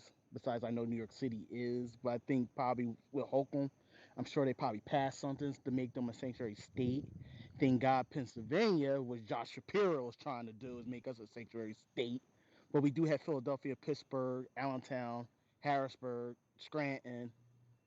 Because I'm from Pennsylvania, I'm trying to name all the other cities. They all are sanctuary cities. But thank God that some of the mega red Republicans in the state house nixed that. So he's having he had a big fit about that to make Pennsylvania a sanctuary state. Thank God, because and also with the sanctuary state, it blocks ICE from coming in and doing their job. It pretty much just kneecaps it just pretty much kneecaps them for operating in a state you know jurisdiction like that. Now the cities they could kind of go in and do their thing or whatever to a point, but they really can't. But when it was a whole state, that's really a little tougher to do. That's all. And I'll land there. Thank you, thank you. And before I get to the hands, because we're gonna get to Batman and then Ely, um, make sure you guys retweet the space. Make sure you guys check in with me again tomorrow, 9 a.m. Right? It's gonna be the last space of the week. Tomorrow's the last space of the week. Don't forget to subscribe to that YouTube channel. In addition, guys, don't forget about the poll that's up there. I want to know what y'all want to hear for this business phase. I really want to know. It's the people's choice. You let me know what you want to hear, and we'll take it from there. And don't forget, Empress today, Tuesday Tea. It's Tuesday Tea, y'all. Make sure y'all check it out. Sis got a good space. The title: All means are necessary, black or blue. Do do do do do do do. Hashtag Black August Tuesday Tea. Ooh, no, I'm talking about real good. So make sure we support our sister. Make sure we support all our Black American family. Batman, you have the floor, and then we'll get to Ely. Thank you. This question is for USA, I believe. He was the one who was speaking about Chicago in terms of being familiar with what's going on there. Is Mayor Johnson being recalled, or is that just conversation? When you say recall, you mean in terms of abolishing and rescinding his election, or in terms Yes. of being voted out? Well, I'm not sure I know the difference, but I'll just leave it at being voted out. Yeah. In terms of being recalled, I heard some rumblings, but I don't know how legitimate that would be because it would have to be some type of malfeasance on his part in terms of his duty in office or the election itself. So I don't think that's kind of far fetched, but there has been a lot of talk about him being voted out for the simple reason that when uh, he was a school teacher over in Cabrini Green when he first started teaching or whatever. The policies he stood on then, in terms of the things that he promised and what he stands on now, are the exact opposite. And so a lot of people are burnt up about that. He felt like he left them out to dry. That's exactly what he's doing. He had the power to prioritize and give Black Americans what they needed to sustain in these neighborhoods, and he hasn't done it. He's given it to the migrants. So absolutely. 'Cause I actually Googled it before I spoke, and just looking at what showed up, WTTW News pushed to give Chicago voters power to recall mayor raises less than 300 something. I'm not going to hone in on that. NBC Chicago effort to recall Mayor Johnson picks up police union endorsement. Recall Brandon Mayer. So just it's on the internet. So I'm like, well, let me ask about it. So anyway, you've answered my Yeah, question. it's out there, but just from a legal standpoint, from my experience, that's a little bit more far fetched than actually getting him voted out for the next election. By the time that happens, within the court system and all of that, it'll be election time again. So just from a legal standpoint and just from the process of how that works, it's far fetched. Not saying it's not possible, but it's just far fetched. Got you. Thank you. Thank you. And before I get to Ely, guys, remember, we're having this conversation about how these illegal immigrants in New York were able to get $20,000. Like, bro, they got a whole car, bro, with the racks on there, with the racks on racks on racks. You know what I'm talking about? There's some examples that are up there in the jumbotron. You will have to go through and look for them. But you see the cash balance and you see the EBT balance, and the amounts on there are completely astonishing. I mean, the money that you'll see on there could be used towards allocating funds for black kids and education and all this other stuff that's going on. Buying up the block. Buying up the block would definitely be a nice thing for us as black Americans. But, like I said, people out there hating, people always got some kind of intentional sabotage to go on. And this has all been, so far as I'm concerned, done by the Democratic Party. Biden has trickled down his viewpoints to Kamami, and Kamami and Waltz are now starting to tag team this real hard with their soft immigration viewpoints. Mayor Brandon Johnson, like we were just discussing, guys, basically was saying that he kind of stresses the importance of asylum seekers. He's all for allowing the illegal immigrants to come into Chicago and essentially take over. And it's not okay. I wouldn't support anybody that would do that, regardless if I was in a sanctuary city or not. When we have sanctuary cities, and you guys will always notice this, and I've noticed this as well, it's always going to be a high rise in crime. It's always going to be a high rise in crime because you're taking people and putting them in places that they're not familiar with, bro. We don't know if these people that are coming over here are SA offenders. We don't know that. We don't know that. We don't know who they are. We don't know how they move. We don't know their motives at all whatsoever. So we as black Americans, no matter where we're at, sanctuary city or not, or state or not, we have to proceed and act like this with caution. Because these people, I don't know. And I have an issue with these people that are in power that are allowing them to come through. Ely, peace, power, reparations to you. You have the floor. Yeah, yeah. Can y'all hear me? Yeah, you smell good. Thank you.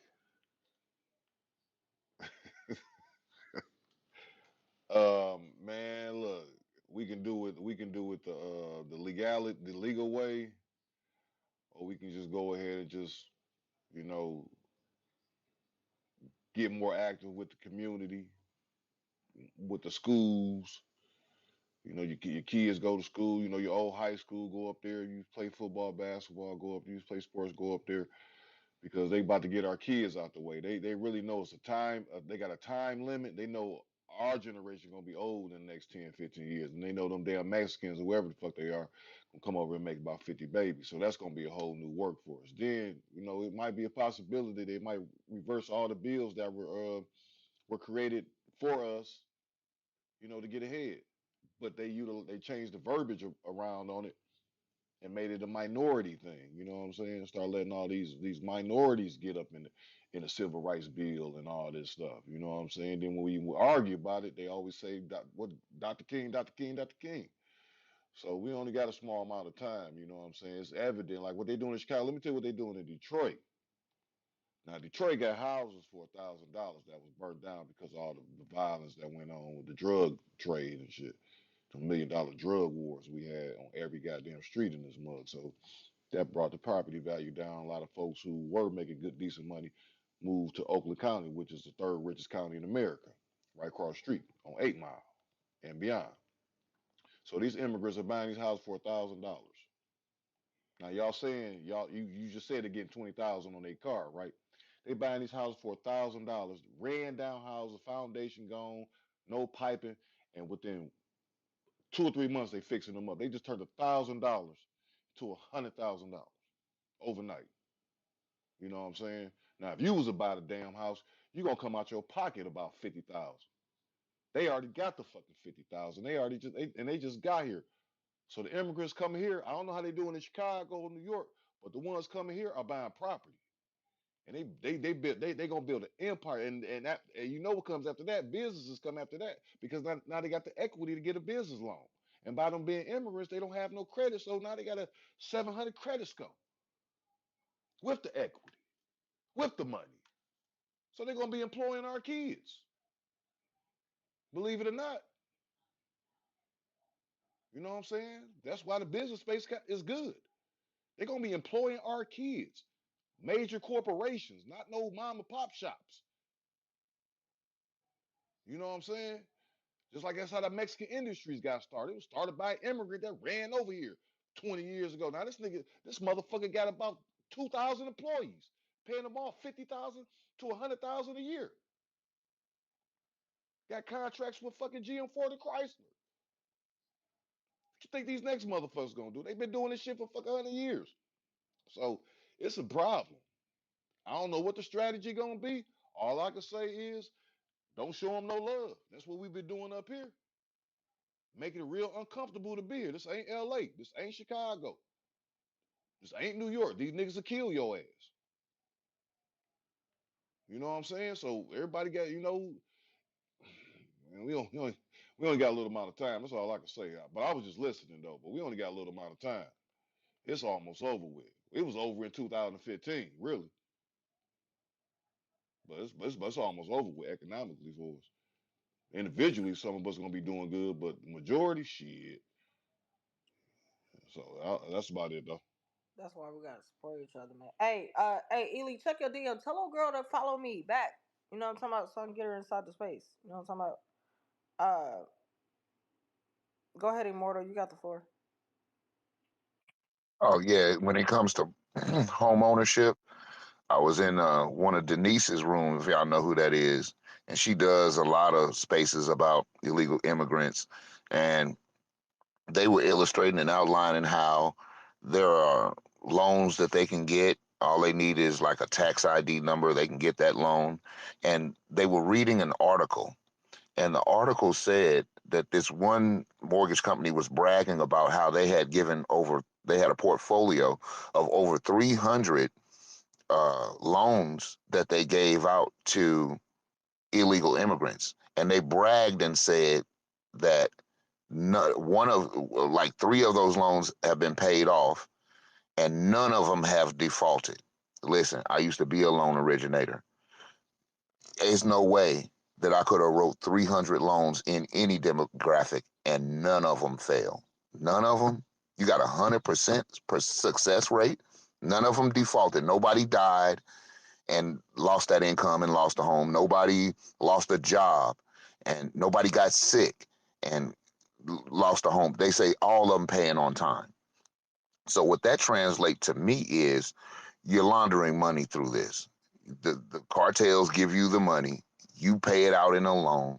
They take the money, the clean money now, and go buy a property. And it's really a loan you never have to pay back because the bank never put up the money in the first place. The cartels did. So every month they show where the loan is being paid, and it's just a money laundering scheme. Meanwhile, the property can be used by the immigrant who they who they're fronting for. The immigrant is really fronting for the cartel. So if the immigrant pays a mortgage, he's paying it to the cartel, not really the mortgage company. They got all kind of money laundering schemes. So don't let nobody tell you that these people came over here and started working and outworked us and all that kind of. No, they laundering money. They have criminal organizations backing them up, and the government is in league with them. That's a damn shame. Go ahead, USA News. Appreciate that. Immortal, you hit it on the head. A lot of folks ain't talking about that. Um, and when to your point about the government being in on it, California produced some legislation back in February to have illegals take part in state-backed home loan programs. So they're hitting it from both ends. I think there's some current legislation pending here in Illinois too for that same type of program. So this just the information to share with y'all, but this is what we up against. Oh yeah, you can't get it. See, you got to have a certain credit score, and even if I don't care if all of y'all in here had an 800 credit score, you're not going to get the same rates that these illegal immigrants are getting. You're not going to get it, and you might not even still get the loan. My sister, her credit score over $700. Equity all in and out these properties. Do you think she can get a loan to fix up our properties? No, we have to get it out the mud to fix our properties up little by little.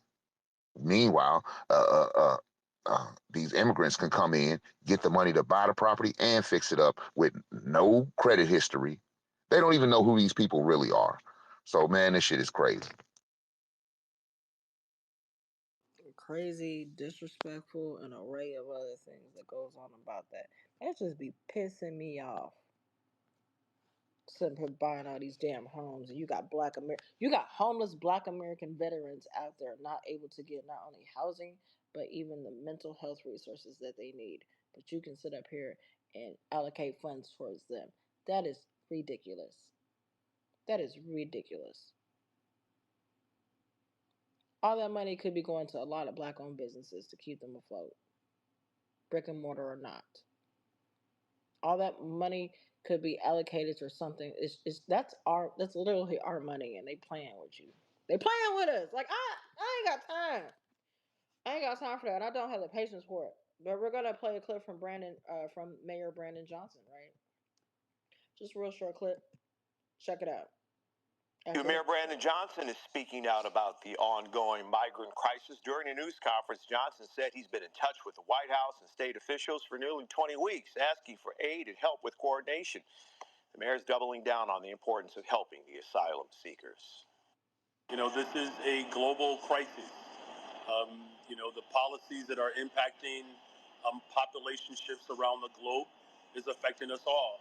These are asylum seekers. These are not illegal people. The moment they step ground on American soil, they are now officially protected by international law. The mayor says it is important for local and federal governments to coordinate and streamline their efforts, including with leaders from Texas. And while this is all going on, what you hear is the Chicago citizens saying this. I really just love how much Avenues is willing and able to work with anyone. You're going to frustration building to the point that some voters are now working to get him out of office, as you heard that constituent there saying. Garrett Tenney live in Chicago with the story. Hi, Garrett.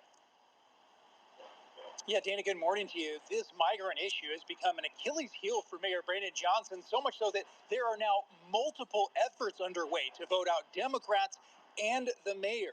We saw that yesterday at the city council meeting where several groups of Black voters showed up wearing red shirts with the words, "No more blue, go red, and turn Chicago red."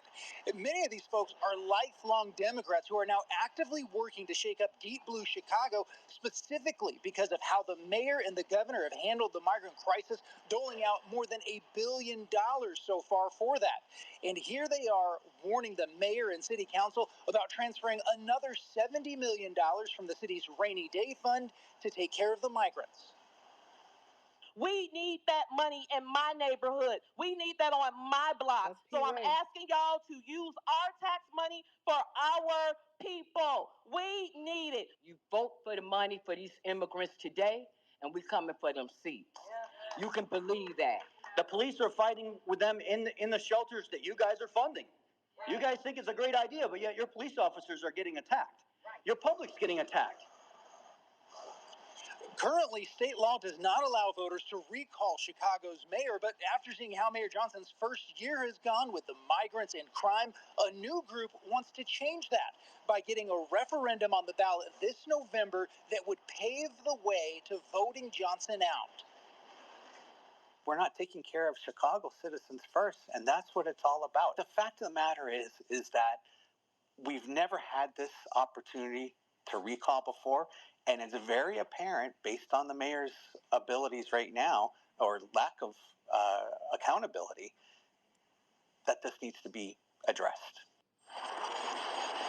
Yeah, Mayor Johnson is dismissing this recall effort as a right-wing effort from folks living out in the suburbs. But Dan laughed at that, saying he's lived in Chicago for 33 years. He is an independent. And in the 24 hours since news came out about this effort, he said there's been an outpouring support from folks of all backgrounds looking to sign on. Dana? Garrett Tenney, thank you. They're in Chicago for us. Now that is what's going on. So you got New York and Chicago basically going toe to toe with this illegal immigrant crisis. That's what's going on here in the United States of America. Yippee ki Go ahead, Batman. Yeah, I want to say I jumped the gun on asking the question about the recall. Sounds like there's an effort, but it sounds like it's a state law that has to be changed, and not just getting enough signatures on on a petition. So that in itself uh, can be a hurdle getting it passed as a state law. But it sounds like the conversation continues on getting this recall done. I would be in favor of it. Thank you. No, thank you. Does anybody have any like last words that they want to say by any chance? Anybody? You guys want to come up on stage? You can. People on stage, you guys can have your say so. Your deputy do that. You I would just like to say, uh, I know we all here from different cities, or whatever. I just like to use Chicago as an example.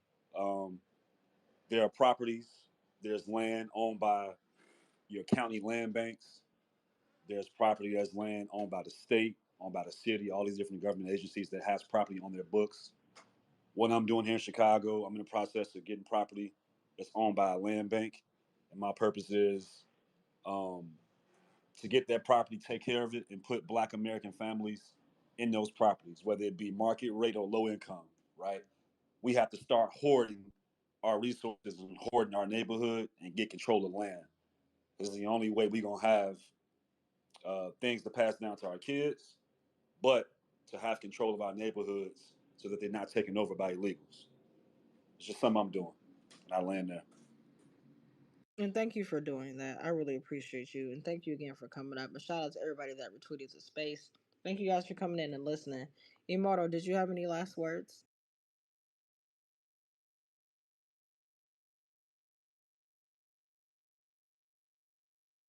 Yeah, it's just that it's a deja vu. That's my last words. This shit is like deja vu. We all are familiar with the Martin Luther King uh, speech where he talked about how they were giving away millions of acres of land in the West and the Midwest to undergird the peasants coming in out of Europe and the land grant colleges and the money, and they're doing it again because their numbers are dwindling. They said 2030 that the Anglo-Saxon Protestants would not be the majority, but I think that that's the case today. They're not the majority today. Now you're looking at 50, 60, maybe even 70 million Black Americans, and they letting in illegals by the millions who are anti-Black. It's because they don't have the numbers anymore. They weak, family. I want you to know that these people who are doing this, they're doing it out of desperation and because they're weak. So let's take advantage of all the opportunities that come in the chaos that you gonna see. So peace to y'all. Thank you, Immortal. Ely, did you have any last words that you wanted to say? Yeah, like bro just said, they lost power. Right now at this present moment in history, they can't physically do nothing to us. They might show do that propaganda stuff on TV with the police shootings. They show that to scare folks. You know what I'm saying? It might be one over here, then one over here, and one over here, and you if you don't understand the power of the TV and that MK Ultra shit, you're gonna think it's everywhere. You know what I'm saying? So they lost this one right here. The numbers are down. You know, if I get blocked again, so well. Majority of them faggots. You know what I'm saying? That's why they doing that cross dressing shit. You got to be a faggot to motherfucking invade a country, kill motherfuckers, enslave motherfuckers. That's homosexual shit. Let's say it is what it is. That's why when you look at the pictures of the forefathers wearing lapels and shit, they was always faggots. You know what I'm saying? So of course they're gonna dwindle off. And now at this present moment in history, they can't touch us physically. Think about it. Black Wall Street was here today from New York to California. You think them white folks gonna come and try to bomb that shit? They ain't gonna do shit. You know what I'm saying? So take advantage, like my man said, take advantage of this shit. Tell your little kids go be engineers, and go be doctors. We need doctors and lawyers. We don't need no more rappers out here. You know what I'm saying? We need dentists. We don't need no goddamn street hood thug niggas, drill rappers, ballers, whatever the fuck these dumbass little kids be talking about now. You know what I'm saying? So it's basically just the foundation was already laid out. Folks burnt this bitch down just so we can walk around this motherfucker. You know what I'm saying? So we need to just take advantage of it. Go do your thing. Talk. It ain't hate, but fuck them. You know what I'm saying? Say for instance like this, and I'm about to land. A biker opened up a store in our neighborhoods, right? He just got here, but now he got a motherfucking store. What you gonna do about it? You gonna shop at that motherfucker? The Arabs already bitched us out. The Jews already bitched us out. We gonna let another group of motherfuckers bitch us out? That ain't shit. You know what I'm saying? Call it what it is. They ain't shit. The Africans ain't shit. Nigga, if you ain't up here trying to help us out, fuck you, nigga. I ain't African, nigga. Oh well, bitch. Now what? Ain't nothing to talk about, nigga. Fuck you. So we gotta treat them like that. We gotta just. It ain't being hostile. It ain't being hate. It's just being. We surviving. You know. Fuck y'all. It's us against everybody else. Fuck it. So that's all I can say. I hope I don't. If they block me on this bitch, oh well. Thank you. But hey, make sure you have old girl follow me, please. Um, we'll get to I'm on it. I'm on it. observant. I got it. I'm gonna call her. Okay, thank you. We'll get to observant, and we'll let Batman close us out. Hey, sis, peace to you. You got the floor. Hey everybody. Um, I didn't want to say much, but that's crazy. Now, I heard little small amounts, but I didn't know they was getting this much a piece. That's crazy. But I wouldn't too much knock, the drug dealers and stuff that has been in the community because they found a way to help or try to not be into the system. So everything happens for a reason too. So just wanted to be clear on that. They just can't catch them or they can't be monetized. Because like even when our community and that happening and them placing this issue in our community, we still found a way up top to be able to profit or gain from it as well. So that's just a different point of view um, on the outlook of looking at things. Thank you, sis. Batman, did you have anything you wanted to say? I was just going to thank you for hosting these spaces. The content, it's a large variety, it's relevant, it's current. And while we're looking for solutions and not just out here to have a therapy session, if we don't discuss the issues, we can't get to solutions. So a lot of times solutions are happening back channel just because we're not, putting our business in the street. So I just wanted to say thank you for doing what you do and keep doing it. Well, thank you guys for coming in. I really appreciate you guys really supporting it. It means a lot, respectfully. Without you guys, we wouldn't be having this conversation today. You know what I'm saying? Chicago Sean, are you there?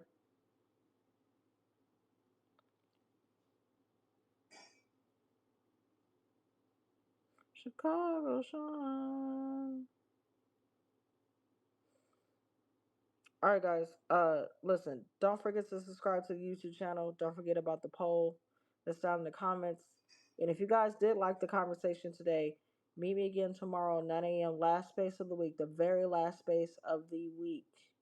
We're gonna talk about Tim Waltz and what he's about. You know what I'm talking about? What else I got to say? What else I got to say? Hold on. This is Hey, Kush, what's your YouTube channel name? it's here. I'll send it to you in my back channel because it's up there in the Jumbotron. I got you. Um. That's not mine. And don't forget about Chef C's YouTube, right? On the next podcast, that's a good podcast to listen to as well. They got good credit over there. They smell good. Illy, I'm about to send you mine in the DM right now as we speak. To do do do. And also, guys, don't forget about that Black American business space. Black American business space. Let's amplify the voices of our Black American people. And let's spend our dollars with each other because that's going to be really, really important while all this mess is going on. So, with all that said, Black America, be better than what you were yesterday. And when you go out into the world, make good decisions. Think about how your decisions could affect you or the collective. And also, start your generational up. Go ahead and start your business. What you doing? What you doing, man? Let me start your Exactly. business. Hit Start me your up business. if you need to go digital. Thank you. That part. See, there you go. Do-do-do-do, right? Chicago Sean, are you there?